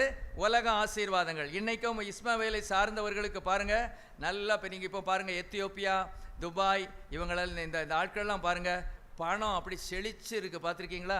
அவங்களுக்கு நமக்கு தண்ணியை கொடுத்தாரு, அவங்களுக்கு ஆயிலை கொடுத்துட்டாரு. அவங்க ஆயிலை வச்சு தான் இவ்வளோ தூரம் என்ன செஞ்சுருக்காங்க? மேலே வந்திருக்காங்க. ஆபிரகாமின் ஆசீர்வாதம் நமக்கு மாத்திரமல்ல, பைபிள் சொல்லுது ஆபிரகாமின் ஆசீர்வாதம் ஆபிரகாம் மூலமாக நமக்கு என்ன செய்யுது? வந்திருக்குது. நம்ம இயேசுவால் இரத்தத்தால் கழுவப்பட்டு வந்திருக்கு. அதாவது உலக பிரகாரமாக அந்த ஜனத்துக்கே வந்திருக்கும்னா எனக்கும் வரும். ஹல்லேலூயா. இன்னைக்கு நாம் என்ன நினச்சிக்கிட்டு இருக்கோம்னா, ஆவிக்குரிய ஆசீர்வாதங்களை தான் தருவார், பூமிக்குரிய ஆசீர்வாதங்களை தரவே மாட்டார். இப்படியே நம்ம பைத்தியக்கார மாதிரி தெருவடியாக அலையணும். அப்படிங்கிற மாதிரி நமக்கு ஒரு நினைப்பு இருக்குது. அப்படிலாம் கிடையாது.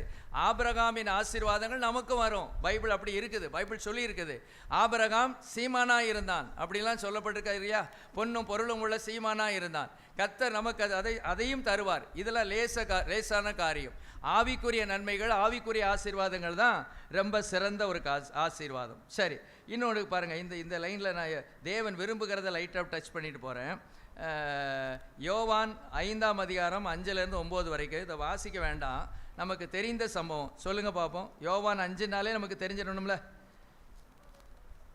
38 வருஷமாய் பலவீனப்பட்ட ஒரு மனுஷன் தான். அவனால் நடக்க முடியல. இயேசு அவரே வர்றாரு, வாலண்டியராக வர்றாரு. படுத்திருந்த அவனை கண்டு சொல்கிறாரு, நீ சுகமாக விரும்புகிறாயான்னு கேட்டார். உடனே அவர் விரும்புகிறேன்னு சொல்லியிருக்கணும், அப்படி சொல்லாமல் அவருடைய ப்ராப்ளத்தை சொன்னார். என்ன ஆண்டவரே, நான் விரும்பாமலாம் நான் இந்த இடத்துல கிடக்கிறேன், என்னால் எழும்பி போக முடியல, நான் போகிறதுக்குள்ளே வேற எவனோ ஒருத்தன் போயிடுறான், அவன் போய் சுகம் அடைஞ்சிடறான். அது அந்த சம்பவம்லாம் உங்களுக்கு தெரியும். அதாவது ஒரு தேவதூதன் வருவான், என்ன செய்வானா, அந்த குளத்தை கலக்குவானா, ஃபஸ்ட்டு இறங்கினவனுக்கு தான் சுகம் கிடைக்குமா. ஆனால் இயேசுவிடத்தில் வந்த எல்லாருக்கும் கிடைக்கும். ஹல்லேலூயா. உண்மையாய் தம்மை நோக்கி கூப்பிடுற யாவருக்கும் அவர் சமீபமாக இருக்கிறார். அவர் நமக்கு அற்புதங்களை என்ன செய்வார். சரி, இப்போ அது நான் முக்கியத்துவப்படுத்தலை.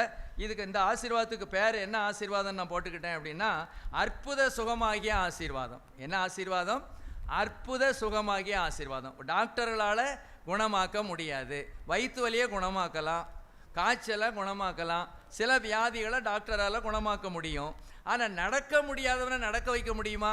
முடியாது. வேணால் என்ன செய்யலாம், ஒரு வீல் சேர் வேணால் இலவசமாக கொடுக்கலாம், அல்லது இந்த ஒரு கம்பு மாதிரி வச்சு கொடுப்பாங்களே அது மாதிரி கொடுக்கலாமே ஒழிய, அந்த சப்பானியை நடக்க வைக்கிறதுக்கு இனிமேல் எந்த மருத்துவமும் என்ன செய்யலை, கண்டுபிடிக்க முடியல. ஆனால் இயேசுவானவர் என்ன செய்தார்னா, அற்புத சுகமாகிய ஆசீர்வாதத்தை கொடுத்தாரு. ஸ்தோத்திரம். ஆனால் அவர் அதில் திருப்தியாக இல்லை. ஹல்லேலூயா. இதுதான் பாயிண்ட்டு. அதாவது தேவனே ஆசீர்வதித்த போதும் ஆசீர்வாதம் தொடர்ச்சியாக வரணும்னா என்ன செய்யணும்னு அவர் அந்த இடத்துலையும் அவர் சொல்கிறாரு பாருங்க. 14ஆம் வசனத்தில், அதற்கு பின்பு இயேசு அவனை தேவாலயத்திலே கண்டு, இதோ நீ சொஸ்தமானாய், அதிக கேடானதொன்றும் உனக்கு வராதபடி இனி பாவம் செய்யாதே என்றார். புரிஞ்சுக்கிட்டீங்களா தேவனுடைய இருதயத்தை? என்ன சுகமாக்குறது அவருக்கு லேசு, என் குடும்பத்தில் அற்புதம் செய்கிறது அவருக்கு ஈஸி. ஃபஸ்ட்டு அதை கண்டிப்பாக மடமடன்னு செஞ்சிருவார். ஆனால் என் நோக்கமெல்லாம் எதுவாக தான் இருக்குது. என் குடும்பத்தில் நன்மை நடக்கணும், எனக்கு சுகம் வரணும், என் பிள்ளைகளுடைய வாழ்க்கையில் அற்புதம் நடக்கணும், இதே எண்ணம் தான் நமக்கு இருக்குது. தேவனுடைய எண்ணம் என்ன இருக்குது தெரியுமா? என் பிள்ளைகள் பாவம் செய்யாமல் பரிசுத்தமாக வாழணும். அவர் எண்ணம் அப்படி. நம்ம எண்ணம் எப்படி? எனக்கு அந்தந்த தேவைகள் சந்திக்கப்படணும், என் பிள்ளைகளுடைய வாழ்க்கையில் அற்புதங்கள் நடக்கணும், என் வாழ்க்கையில் அற்புதம் நடக்கணும். இதைத்தான் நாம் சொல்லிக்கிட்டே இருக்கோம். ஏன் அவர் அப்படி சொல்கிறார் அப்படின்னா, என்ன சொல்கிறாரு பாருங்க. இயேசு அவனை தேவாலயத்திலே கண்டு. பரவாயில்ல, ஒரு நல்ல மனுஷன்தான். தேவாலயத்துக்கு போயிருக்கான் பார்த்தீங்களா? சிலர் தேவாலயத்துக்கு போக மாட்டாங்க. கால் நல்லா பலம் நடைஞ்ச உடனே நல்லா ஜாலியாக சுற்றிட்டு வருவோம், உலகத்தை அனுபவிச்சுட்டு வருவோன்னு உலகத்தை அனுபவிக்க போயிடுவாங்க. ஆனால் அவன் ஓரளவு ஒரு நல்ல மனுஷனாக தான் இருந்திருக்கிறான். கால் நடக்க ஆரம்பித்த உடனே எங்கே போயிட்டான்? தேவனுடைய ஆலயத்துக்கு போயிட்டான். இயேசுவானவர் பார்த்து கெட்டி பிடிச்சி முத்தம் கொடுத்து, அன்னைக்கு சோமானவன் தானே நீ, நல்லா சாப்பிடு அப்படி சொல்லலை. ஸ்தோத்திரம். என்ன சொன்னார்? இதோ நீ சொஸ்தமானாய், உனக்கு ஒரு அற்புதம் செஞ்சிட்டேன், உனக்கு நான் ஒரு ஆசீர்வாதம் கொடுத்துட்டேன். இந்த ஆசீர்வாதம் தொடரணும்னா, இந்த சுகம் உன் வாழ்க்கையில் தொடர்ந்து இருக்கணும்னா நீ ஒன்று செய்யணும். அதிக கேடானதொன்றும் உனக்கு வராதபடி இனி பாவம் செய்யாதே. அதிக கேடுனா என்னது? கரெக்ட் சொல்கிறீங்களான்னு பார்ப்போம். அவ்வளவுதான். அதிக கேடுன்னு அதாவது சொல்லாமல் சொல்கிறாரு. இனிமே நீ பாவம் செஞ்சனா அடுத்தது மரண அடி தான் உனக்கு.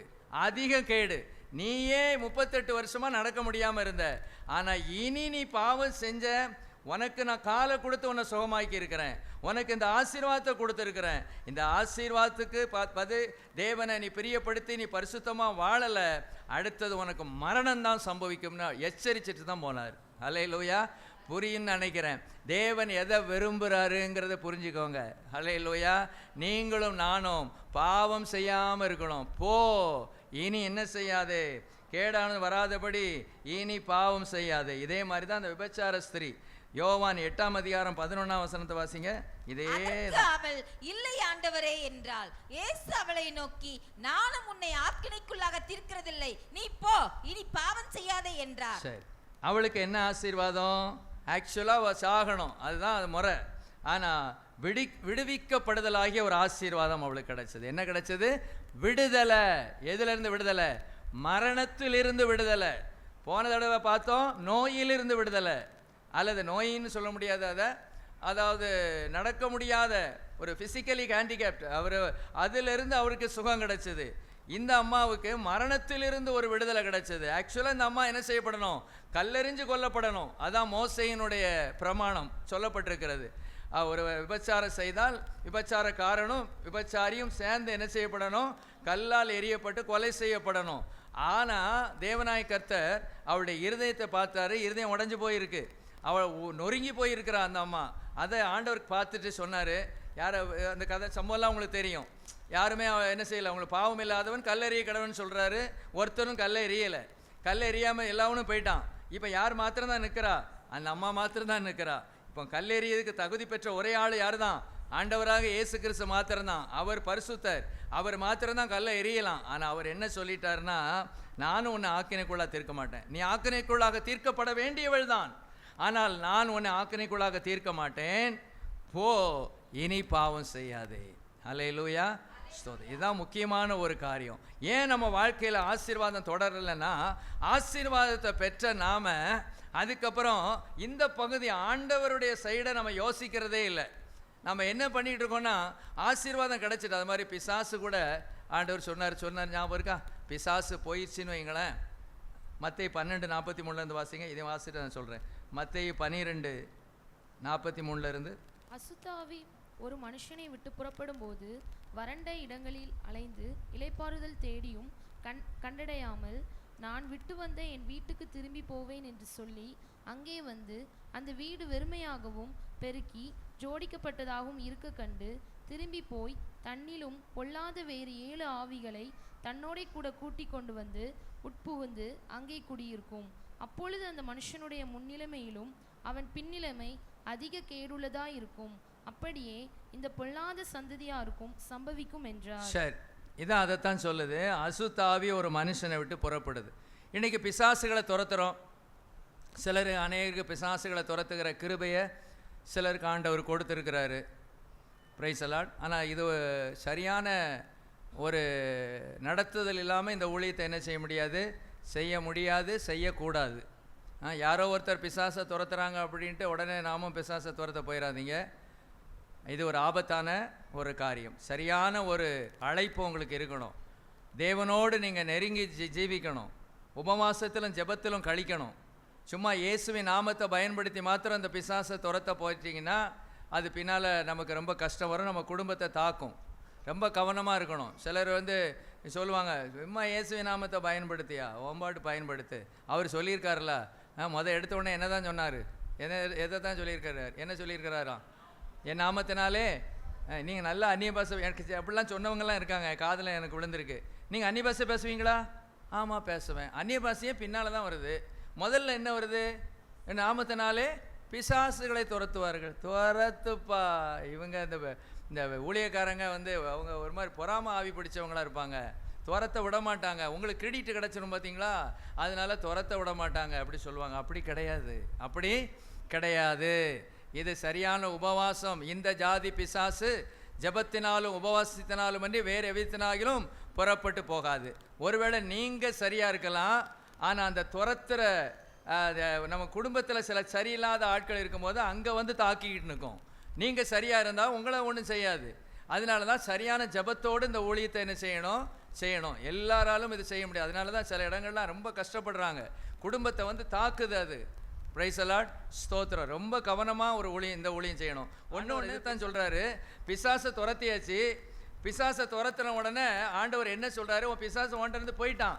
இப்போ அது எப்படி இருக்குது? எம்டியாக இருக்குது. இந்த எம்டியாக இருக்கிற இடத்துல நீ என்ன செய்யணும்? என்னையை கூப்பிட்டு வச்சுக்கணும். இயேசுவே என் உள்ளத்தில் வாரும், என் இல்லத்தில் வாரும், என் இருதயத்தில் வாருன்னு கூப்பிடணும். ஒருவன் சத்தத்தை கேட்டு கதவை திறந்தால் நான் உள்ளே வருவேன்னு சொல்றாரு. பிசாசு போன உடனே அவன் செய்ய வேண்டிய காரியம் இயேசுவை கூப்பிட வேண்டும். இயேசுவே உள்ளத்துல வாருன்னு சொல்லி. இயேசு உள்ள இருந்தா அவன் சுத்தி கித்தி பார்ப்பான், அவனுக்கு எங்கேயாவது இடம் கிடைக்கான்னு பார்ப்பான். இடம் கிடைக்கலன்னா பழையபடி எங்க வருவானா? விட்டு போன இடத்துக்குல. இங்க எம்டியா இருந்துச்சுன்னா இன்னும் 7 பேரை கூட்டிட்டு உள்ள வந்து உட்கார்ந்துக்கிடுவான். இங்க இயேசுநாதர் இருந்தாருன்னா, எப்பா பகவான் இருக்கிறார், இயேசுநாதர் இருக்கிறாரு, இங்க உள்ள போக முடியாது, நம்ம வேற வேலையை பார்ப்போம் அப்படின்ட்டு என்ன செஞ்சிருவான்? போயிடுவான். இயேசுநாதருக்கு என்னை சுகப்படுத்துவது, பிசாசை துரத்துவது இதெல்லாம் லேசு. அவர் விரும்புகிறது என் பிள்ளை ரட்சிக்கப்பட்டு என்னோடு இருக்கணும். ஹல்லேலூயா. நாம விரும்புறது நான் சுகமாகி என் இஷ்டத்துக்கு வாழணும்.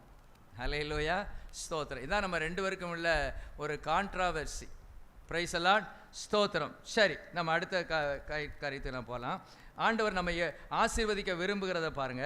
எண்ணாகமம் 6ஆம் அதிகாரம் 22 தெரிஞ்சது தான், இருந்தாலும் வாசிப்போம். அவர் எப்படி நம்மளை ஆசீர்வதிக்க விரும்புகிறாருங்கிறத பாருங்களேன். எண்ணாகமம் 6:22 வாசிங்க. பின்னும் கர்த்தர் மோசேயை நோக்கி, நீ ஆரோனோடும் அவன் குமாரரோடும் சொல்ல வேண்டியது என்னவென்றால், நீங்கள் இஸ்ரவேல் புத்திரரை ஆசீர்வதிக்கும் போது அவர்களை பார்த்து சொல்ல வேண்டியதாவது, கர்த்தர் உன்னை ஆசீர்வதித்து உன்னை காக்க கடவர். கர்த்தர் தம்முடைய முகத்தை உன்மேல் பிரகாசிக்க பண்ணி உன்மேல் கிருபையாய் இருக்க கடவர். கர்த்தர் தம்முடைய முகத்தை உன்மேல் பிரசன்னமாக்கி உனக்கு சமாதானம் கட்டளையிட கடவர் என்பதே. இவ்விதமாய் அவர்கள் என் நாமத்தை இஸ்ரவேல் புத்திரர் மேல் கூற கடவர்கள். அப்பொழுது நான் அவர்களை ஆசீர்வதிப்பேன் என்று சொல் என்றார். இஸ்ரவேல் மக்களை ஆசீர்வதிக்கணும்னு விரும்பிக்கிட்டே இருக்கிறவர் யார் தான்? அவர் தான். நாம யாரு? ஆவிக்குரிய இஸ்ரவேலர். நாம ஆசீர்வதிக்கப்படணும்னு நாம விரும்புகிறதை காட்டிலும் நம்ம அப்பா ரொம்ப விரும்புகிறார். என் பிள்ளைகள் ஆசீர்வதிக்கப்பட்டு தான் இருக்கணும் அப்படிங்கிறது ரொம்ப விருப்பம். பல வகைகள் வச்சிருக்கிறாரு. அதுல ஒரு வகை ஆசாரியர்கள் மூலமாக ஒரு ஆசீர்வாதத்தை கொடுக்க அவர் விரும்புகிறாரு. அவரே டைரக்டா ஆசீர்வதிக்கிறாரு. இன்னொன்று ஊழியர்கள் மூலமாக தேவன் ஆசீர்வதிக்கிறார். எப்படி சொல்கிறாரு பாருங்க. எப்படி சொல்லணுமா? தப்பாய்ப்பா சொல்லிடாத. Price allot. தப்பாய்ப்பா என்ன செய்யக்கூடாது? சொல்லிடக்கூடாது. இதில் கொஞ்சம் கர்த்தர் உன்னை ஆசீர்வதித்து உன்னை காக்க கடவர். கர்த்தர் தம்முடைய முகத்தை உன்மேல் பிரகாசிக்க பண்ணி உன்மேல் கிருபையாக இருக்க கடவர். கர்த்தர் தம்முடைய முகத்தை உன்மேல் பிரகாசிக்க பண்ணி உன்மேல் சமாதானம் கட்டளையிட கடவர் என்பதே. இவ்விதமாய் அவர்கள் என் நாமத்தை இஸ்ரவேல் புத்திரர் மேல் கூற கடவர்கள். அப்பொழுது நான் அவர்களை ஆசீர்வதிப்பேன் என்று சொல் என்றார். அல்லேலூயா, ஸ்தோத்திரம். தேவனே ஆசீர்வதிக்கிறார், அது ஒரு பகுதி. இன்னொன்று பகுதி ஊழியக்காரர்கள் மூலமாக நீ இப்படி சொல்லும்போது நான் என்ன செய்வேன்? ஆசீர்வதிப்பேன். இதுக்கு ஈக்குவலாக இன்னொரு வசனம் இருக்குது, நிறைய இருக்குது. ஒன்று 10 உபாகமம் 10:8 பாருங்க. அக்காலத்திலே கர்த்தருடைய உடன்படிக்கை பெட்டியை சுமப்பதற்கும் இந்நாள் வரைக்கும் நடந்து வருகிறது போல கர்த்தருடைய சந்நிதியில் நின்று அவருக்கு ஆராதனை செய்வதற்கும் அவர் நாமத்தை கொண்டு ஆசீர்வதிப்பதற்கும் கர்த்தர் லேவியின் கோத்திரத்தை பிரித்தெடுத்தார். தேவன் லேவியின் கோத்திரத்தை எதுக்கு பிரிச்செடுத்தாராம்? இதில் சொல்லியிருக்கு. உடன்படிக்கை பெட்டியை சுமக்கணும், கர்த்தருக்கு ஆராதனை செய்யணும், மூன்றாவதாக கர்த்தருடைய நாமத்தினாலே ஜனத்தை என்ன செய்யணும்? ஆசீர்வதிக்கணும். ஹல்லேலூயா. அப்போ பாருங்க, ஜனத்தின் மீது எவ்வளவு ஒரு பிரியம். நாம் ஆசீர்வதிக்கப்பட்டிருக்கிறோம்னு அவர் எவ்வளவு விரும்புகிறார். அதை நாம் என்ன செய்ய வேண்டும்? புரிந்து கொள்ள வேண்டும். ஆனால் ஏன் ஆசீர்வதிக்கப்பட முடியல? இதுதான் கேள்வி. நம்ம ஹெட்டிங் அதானே. தேவனே ஆசீர்வதித்த போதும் ஆசீர்வாதம் என் தொடர மாட்டேக்குத, ஆசீர்வாதம் என் மேலே தங்க மாட்டேக்குத. ஏன்? நான் தான் காரணம். அவர் இவ்வளவு ஆசீர்வதிச்சோம், திரும்ப திரும்ப ஆசீர்வாதம் ஆசீர்வாதம் ஒவ்வொரு நேரமும் சொல்லியும், ஒரு மோசையும் ஆரோனும் வந்து ஆசீர்வதிக்கிறார்கள், இவ்வளவு ஆசீர்வாதம் சொல்லியும் புறப்பட்டதுலேருந்து 2 பேர் தானையா போய் சேர்ந்தாங்க. எத்தனையோ லட்சக்கணக்கான பேர் போனாங்க, அது வேற. ஆனால் புறப்பட்டதில் 6000 விசுவாசிகள் இருந்ததில் எத்தனை பேர் தான் போனாங்க? 2 பேர் தான் போனாங்க. உலக நன்மைகளை பெற்றார்கள். அவங்களுக்கு சூரியன் உதிச்சது, மழை பெஞ்சது, மன்னா கிடைச்சது, தண்ணி கிடைச்சது, பாதுகாப்பு கிடைச்சது, வஸ்திரம் பழசாக போகலை, செருப்பு பழசாகலை, கால் வீங்கலை, வியாதி இல்லை.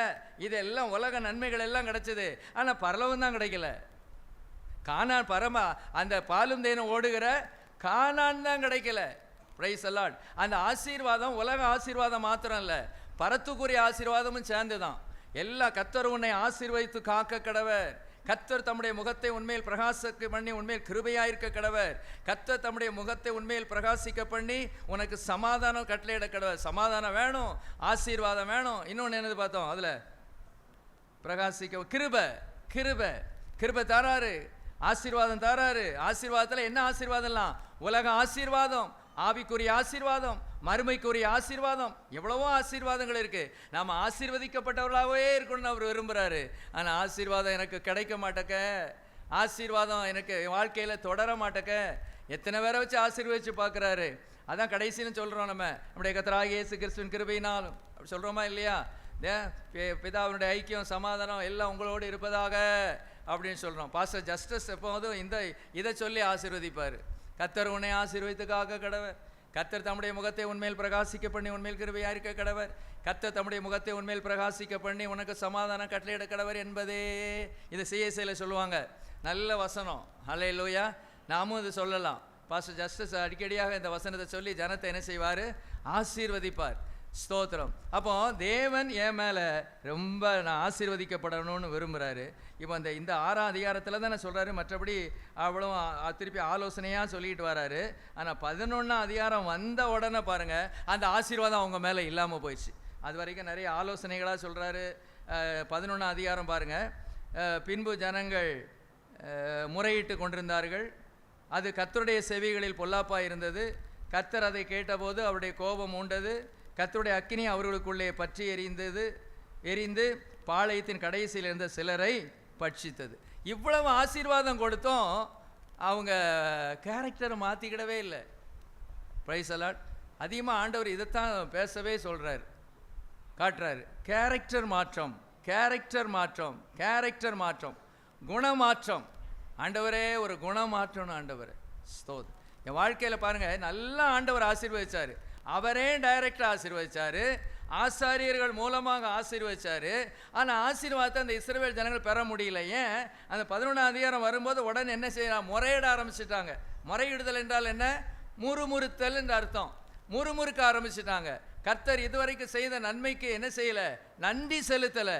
அதுக்கு பதிலாக என்னத்தை தந்துட்டாரு? இந்த ஆண்டவரை தேடி என்ன புண்ணியம்? நானும் ஜெபம் பண்ணி தான் பார்க்குறேன், நானும் உபவாசம் இருந்து தான் பார்க்குறேன், ஒன்றும் நடக்க மாட்டேக்க, வாழ்க்கையில் ஒரு அற்புதமும் நடக்க மாட்டேக்குத. இப்படி நம்ம முறுமுறுக்க கூடாது. முறுமுறுக்கிற சூழ்நிலை வந்தாலும் அப்படியே விழுங்கிக்கிடணும். ஆண்டவரே இதை சகிக்க பலன் தாழ்ந்து நான் வாயை திறந்து பேசிட மாட்டேன். உமக்கு விரோதமாக நான் முறுமுறுத்துக்கிட்டு திருப்பி நான் உம்மை பாத்திர தானே வரணும். ஐயோ, என் கையினாலே வாயை பொத்தி கொள்ளுகிறேன். ஆண்டோட்ட பேசும்போது ரொம்ப கவனமாக இருக்கணும். ஆண்டோடைய பிள்ளைகிட்ட பேசும்போதும் கவனமாக தான் இருக்கணும். விசுவாசிகிட்ட பேசும்போதும் கவனமாக தான் இருக்கணும். கணவன் மனைவி ஒருவருக்கொருவர் பேசும்போதும் கவனமாக தான் இருக்கணும். மனைவி தானேன்னு ஏறி மேய்ஞ்சிடாதீங்க, நம்ம கணவன் தானேன்னு ஏறி மேய்ஞ்சிடாதீங்க. நம்முடைய வார்த்தைகளை ரொம்ப சுருக்கமாக இருக்கணும்னு ஆண்டவர் செஞ்சிருக்கிறார், சொல்லியிருக்கிறார். வார்த்தைகள் எப்படி இருக்கணும்? கவனமாக இருக்கணும். பாருங்கள், இந்த இடத்துல இவங்க பெரிய தப்பு பண்ணாங்கன்னு சொல்லப்படலை. என்ன தான் பண்ணாங்க? முறுமுறுத்தார்கள். இப்போ தான் ஆண்டவர் ஆசீர்வதிக்கிறார் 6ஆம் அதிகாரத்தில். அதுக்கப்புறம் சம்பவம் நேரம் எங்கே தான் வருது? இந்த அதிகம் இங்கே பார்த்தீங்கன்னா உடனே அடுத்தது என்ன தான்? முறுமுறுப்பு, பயங்கரமான முறுமுறுப்பு. அப்புறம் அதே 4லிருந்து 6 வரைக்கும் பார்த்தீங்கன்னா அங்கேயும் அப்படி இச்சை உள்ளவரானார்கள். இஸ்ரவேல் புத்திரர் திரும்ப அழுது, நமக்கு இறைச்சியை புசிக்க கொடுப்பவர் யார்? நாம் எகிப்திலே கிரயமில்லாமல் சாப்பிட்ட மச்சங்களையும் வெள்ளரிக்காய்களையும் கொம்மட்டிக்காய்களையும் கீரைகளையும் வெங்காயங்களையும் வெள்ளை பூண்டுகளையும் நினைக்கிறோம். இப்போது நம்முடைய உள்ளம் வாடி போகிறது. இந்த மன்னாவை தவிர நம்முடைய கண்களுக்கு முன்பாக வேறொன்றும் இல்லையே என்று சொன்னார்கள். கொஞ்சம் யோசிச்சு பாருங்க. தேவதூதர்கள் லட்ச வருஷமாக சாப்பிட்டுக்கிட்டு இருக்கிறது எதை? மன்னா. வேற ஒன்றும் கொடுத்த மாதிரி பைபிள் சொல்லலை. ஆனால் தன்னுடைய பிள்ளைகளுக்கு ஏதேன் தோட்டத்தில் என்ன கொடுத்தாரு? பல வகையான பழங்களை கொடுத்தாரு. எத்தனை பழங்கள்! ஒவ்வொரு பழத்துலையும் சத்து இருக்கு. இன்னைக்கு சொல்றாங்க, கண் பார்வை போச்சா இந்த பழம் சாப்பிடு, சுகரா இந்த பழம் சாப்பிடு, சொல்றாங்களா இல்லையா? ஸ்தோத்திரம். அப்போ அவ்வளவு மாத்திரை இல்லை, அந்த பழங்களையே மாத்திரையார் வச்சிருக்கிறார். அவ்வளவு சத்தும் அதில் என்ன செய்யுது? இருக்கு. மனிதனை புரிஞ்சுக்கிட்டு தான் அப்படி வச்சாரு போல தெரியுது. ஆனால் தேவதூதர்களுடைய அப்பம், தூதர்களின் அப்பத்தை மனுஷன் புசித்தான். அவன் என்னைக்காவது ஸ்ட்ரைக் பண்ணானா? என்னைக்காவது போராடுறானா? ஆண்டவரே எனக்கு போர் அடிக்குது, எப்போ பார்த்தாலும் இந்த மன்னாவா? நம்ம என்னைக்காவது சொல்கிறோமா? Praise the Lord. என்னைக்காவது இப்படி சொல்கிறோமா? டெய்லி சோறு தானே அப்படின்னு சொல்கிறோமா? சொல்ல மாட்டோம். ஆனால் நமக்கு ஆண்டவர் நல்லா கொடுத்துருக்காருல்ல. ஒரு நாள் சாம்பார், ஒரு நாள் சிக்கன், ஒரு நாள் மட்டன், ஒரு நாள் வேறு என்ன சொல்ல சாலக்குழம்பு அல்லது என்ன குழம்புலாம் இருக்குது, புளிக்குழம்பு, அந்த குழம்பு. அது சோறு ஒன்றா இருந்தாலும் குழம்ப வச்சு சாத்துன்னு என்ன செஞ்சிடறோம்? சாத்திடுறோம்ல, ஒரே போட்டு மாட்டிடுறோம்ல. ஸ்தோத்திரம். உண்மையிலே கர்த்தர் நம்மளெல்லாம் நல்லா ஆசீர்வச்சு தான் வச்சுருக்காரு. பாவம் அந்த மன்னா, ஸ்தோத்திரம், அவங்களுக்கு கொஞ்சம் போர் அடிச்சு போச்சு. ஏன்னா எகிப்தில் இவங்க என்ன செஞ்சுருக்காங்க? நல்லா என்ன செஞ்சுருக்கிறாங்க? சாப்பிட்ருக்காங்க. பாருங்கள், அதை தான் சொல்லிக்கிட்டு இருக்கான். எகிப்திலிருந்து விடுதலை பெற்றோமே, அந்த அடியிலிருந்து விடுதலை, மிதியிலிருந்து விடுதலை, வேலை செய்வதிலிருந்து விடுதலை, காலை 6 மணிக்கு போனால் சாயங்காலம் நைட்டு 10 மணி வரைக்கும் வேலை செய்ய சொன்னால் அதிலிருந்து விடுதலை. இதை சொல்கிறதுக்கு வாய் இல்லை, இதை சொல்கிறதுக்கு என்ன செய்யலை? வாய் வரலை. வெங்காயம் நினைக்கும், கொய்யாப்பழத்தை நினைக்கும், அந்த பழத்தை நினைக்கும், கீரையை நினைக்கும், பெருங்காயத்தை நினைக்கும். இதை தான் சொல்லிக்கிட்டு இருந்தான். எவ்வளோ விடுதலை கிடச்சி இப்போ எவ்வளோ சந்தோஷமாக பாட்டு பாடி ஆராதிச்சு, எந்த வேலை இல்லாமல் நேரத்துக்கு நேரம் சாப்பாடு கொடுத்து, தண்ணி இல்லைன்னா தண்ணியை கொடுத்து, பாதுகாப்பு கொடுத்து, வெளிச்சத்தை கொடுத்து, தலைவனை கொடுத்து எவ்வளோ சமாதானமாக நடத்தி கொண்டு போகிறாரு. இப்போ சர்வசாதாரணமாக இவன் பேசுகிறான். என்ன பேசுகிறான்? எகிப்திலே கிரையும் இல்லாமல் சாப்பிட்ட மச்சம்னா என்னது? மீன் விட முடியல அவனுக்கு. நார்வேல்காரங்களுக்கு மீன் இல்லாமல் முடியாது. ஸ்தோத்திரம். இப்போ மீன் தின்னு பழகிட்டோம்னா அப்படி தான், ஆபத்து தான் இல்லை? ப்ரைஸ் எல்லாம் என்னத்தையாவது ஒரு மீன் இருக்கும், ஒரு சாலை மீன் இருக்கும், ஏதாவது ஒரு மீன். அது மாதிரி இப்போ அங்கெல்லாம் பார்த்தீங்கன்னா அந்த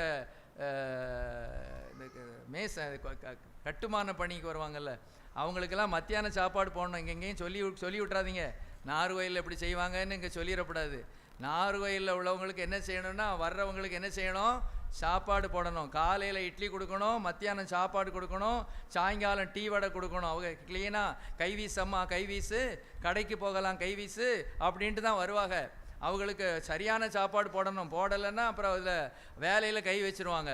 ஆகவே அப்படி என்ன செய்யணும்? போடணும். நம்ம ஆளுக்கு மச்சம், சாலை மீன் தின்னன, சீலா தின்னன, கருவாடு தின்னன, அடியாக இருந்தாலும் அதெல்லாம் நாங்கள் தின்னோமே. அதுதான் உங்களுக்கு எண்ணம். மச்சங்கள், வெள்ளரிக்காய்கள், கொம்மட்டி காய்கள், கீரை வகை, எத்தனை கீரை வகை, சிவப்பு கீரை, அரைக்கீரை, அந்த வாலி குதிரை, இந்த குதிரை, என்னெல்லாமோ இருக்குது பாருங்கள், வெள்ளைப்பூடு, இதெல்லாம் நினைக்கிறாங்களாம். ஆனால் தேவன் செய்த நன்மை என்ன செய்யலை? நினைக்கல. இன்றைக்கி நாம் இப்படி தான் நினைக்கும். இல்லாததை நினச்சிக்கிட்டு அது இல்லையே, இது இல்லையே, அது இல்லையே, இது இல்லையே, அவனுக்கு இது இருக்க எனக்கு இது இல்லையே, அவங்களுக்கு இது இருக்க எனக்கு இது இல்லையே, இல்லை இல்லை இல்லை இல்லை. பாட்டே ஒன்று உண்டு, இல்லை இல்லை இல்லை இல்லை, அந்த பாட்டில் மறந்து போச்சு. Praise the Lord. ஸ்தோத்திரம். இப்படி தான் என்ன செய்யுது? காரியம் இருக்குது, இப்படி போய்கிட்டே இருக்குது. அல்லேலூயா. நேரமும் போகுது. ஸ்தோத்திரம். இன்னும் ஒரே ஒரு சிம்பிளாக ஒரு இதை நம்ம பார்த்துடலாம். இது இந்த தப்பு இவங்க தப்பு பண்ணதுனால என்ன நடந்துச்சு அப்படின்னா, 33ஆம் வசனத்தில், தங்கள் பற்கள் நடுவே இருக்கும் இறைச்சியை அவர்கள் மென்று தின்னும் முன்னே கர்த்தருடைய கோபம் ஜனங்களுக்குள்ளே மூண்டது. கர்த்தர் ஜனங்களை மகா பெரிய வாதையால் வாதித்தார். பார்த்தீங்களா? எவ்வளவு தூரம் ஆசீர்வதிக்கணும்னு விரும்பினாலும் தேவனால் ஆசீர்வதிக்க முடியலை. இதை நீங்கள் புரிஞ்சுக்கிடணும். ஆண்டவர் நம்ம மேலே அன்பாக இருக்கிறாரு, நேசிக்கிறாரு, அதெல்லாம் கிருபையாக இருக்கிறாரு, மனதுருக்கம் உள்ளவர் தான், எல்லாம் உண்மைதான். ஆனால் அடுத்த பகுதி என்னன்னு சொல்கிறாருன்னா, நான் நீதி உள்ள நியாயாதிபதி, நான் நீதியும் செய்வேன், ரெண்டும் நான் செஞ்சாகணும். அப்படி இல்லைன்னா நான் சரியான ஒருவர் கிடையாது. ஒரு நீதிபதி எடுத்துக்கிட்டாலே ஒரு நீதி செஞ்சாகணும். இரக்கம் ஒரு தடவை கொடுக்கலாம், 2 தடவை கொடுக்கலாம், இரக்கம் கொடுத்துக்கிட்டே என்ன செய்ய முடியாது, இருக்க முடியாது. கர்த்தரை நம்ம புரிஞ்சுக்கிடணும். அதுதான் அங்கே நடந்தது. ஆசீர்வதிக்க தான் விரும்புகிறாரு, நாம் உயர்த்தப்பட தான் விரும்புகிறாரு. நாம் அவர் ஆசீர்வதிக்கணும்னு நிற்கும்போது, அந்த ஆசீர்வாதத்துக்கு பாத்திரவான்களாக நான் இல்லாமல் இருக்கும்போது அவர் துக்கத்தோடு போயிடுறாரு. அன்னைக்கு உடனுக்குடனே தண்டனை. ஆனால் இன்றைக்கி என்ன பண்ணுறாரு? அப்படி உடனுக்குடன் தண்டனை இல்லை. ஏன்? நம்ம வாழ்கிற நாட்கள் என்ன நாட்கள்? கிருபையின் காலத்தில் இருக்கிறோம். இதுக்கே நம்ம தேங்க்ஸ் சொல்லணும் ஆண்டவருக்கு. ஸ்தோத்திரம். இன்றைக்கி எத்தனை பேர் நீங்கள் இந்த ஞாயிற்றுக்கிழமை ஆராதனைக்கு வராமல் இருப்பாங்க? கொஞ்சம் கெஸ் பண்ணி பார்க்கலாமா? தெரியல. எத்தனையோ பேர் வராமல் என்ன செய்வாங்க? இருப்பாங்க. ஏதோ ஒரு காரணத்தை சொல்லுவாங்க. பழைய உடன்படிக்கைனா என்ன சின்ன ஓய்வு நாளில் என்ன செஞ்சுருக்கணும்? ஓய்ந்திருக்கணும். சனிக்கிழமைனா சாயங்காலமும் விடிய காலமாகி ஒரு நாள் ஆயிற்று. கணக்கு சாயங்காலத்திலேருந்து தொடங்குமா. சாயங்காலத்திலே கேஸ் ஸ்டவ்வு, கெரசின் ஸ்டவ்வு, விறகு அடுப்பு எல்லாத்தையும் என்ன செஞ்சிடணும்? வச்சிடணும். நம்ம எல்லாம் வச்சுட்டு தானே வந்திருக்கோம். கிருபையின் காலத்தில் எவ்வளவு இரக்கம் பாராட்டி இருக்கிறாரு. எவ்வளவு இரக்கம் பாராட்டினாலும் இன்னும் எனக்கு இரக்கம் பாராட்டுங்கன்னு தான் சொல்கிறோம். அல்லேலூயா. ஸ்தோத்திரம். அந்த 7:30 மணிக்கு நம்மளால் வர முடியலையே, என்ன ட்ரை பண்ணுறோம், ஒருவேளை இன்றைக்கி வேணால் விட்டுறோம், இன்றைக்கி விட்டுருவோம், இன்றைக்கி மழை, மற்ற நாள் எடுத்துக்கிடுங்க, மற்ற நாட்கள். அப்போ பழைய உடன்படிக்கையில் நாம் இருந்திருந்தா இன்றைக்கி நம்ம அநேகர் இருக்க மாட்டோம். அல்லேலூயா.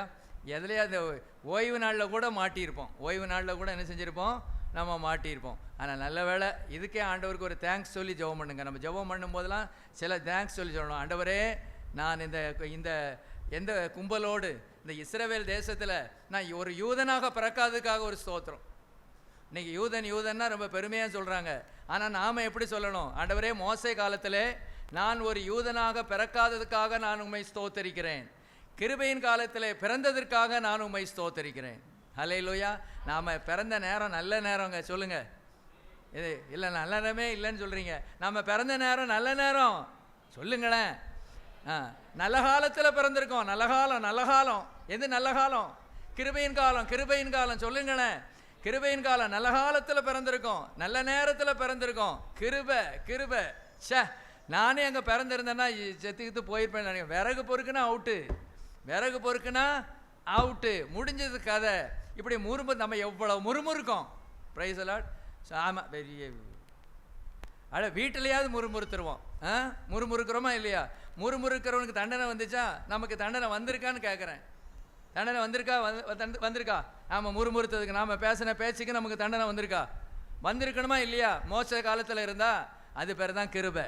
ஹல்லேலூயா, ஸ்தோத்திரம். இதுக்கே நன்றிப்பா, தேங்க்ஸ்ப்பா, நன்றி ஆண்டவரே. எதுக்கு நன்றி? சிலர் நன்றி சொல்லவே தெரியல. சிலருக்கு எதுக்கு நன்றி சொல்லணும்னு என்ன செய்யலை தெரியல. அந்த யூதர்கள், இதோட நான் முடிச்சிடுறேன். யூதர்களுடைய ஜெபம்லாம் முட்டாத்தனமான ஜெபம்லாம் பண்ணுவாங்களாம். எப்படி பண்ணுவாங்களாம்? நான் ஒரு யூதனாக பிறந்ததுக்காக ஸ்தோத்திரம், நான் ஒரு ஆணாக பிறந்ததுக்காக ஸ்தோத்திரம், இப்படிலாம் ஜெபம் பண்ணுவாங்களாம். அவனுக்கு அப்படி ஒரு வைராக்கியம். யூதன்கிற வைராக்கியம், ஆண் என்கிற ஒரு வைராக்கியம். ஏன்னா அந்த நாட்களுமே அப்படி தான். ஆண்கள் பெண்களுக்கெல்லாம் அந்த நாட்களில் ஒரு சரியான ஒரு மரியாதை இல்லாத காலங்கள் தான். ஆனால் இப்போ தான் இது எல்லாமே சமத்துவம்னு எல்லாமே என்ன செஞ்சது வந்துடுது. முந்தியெல்லாம் என்ன சொல்லுவாங்க, ஆசைக்கு ஒரு ஆண்,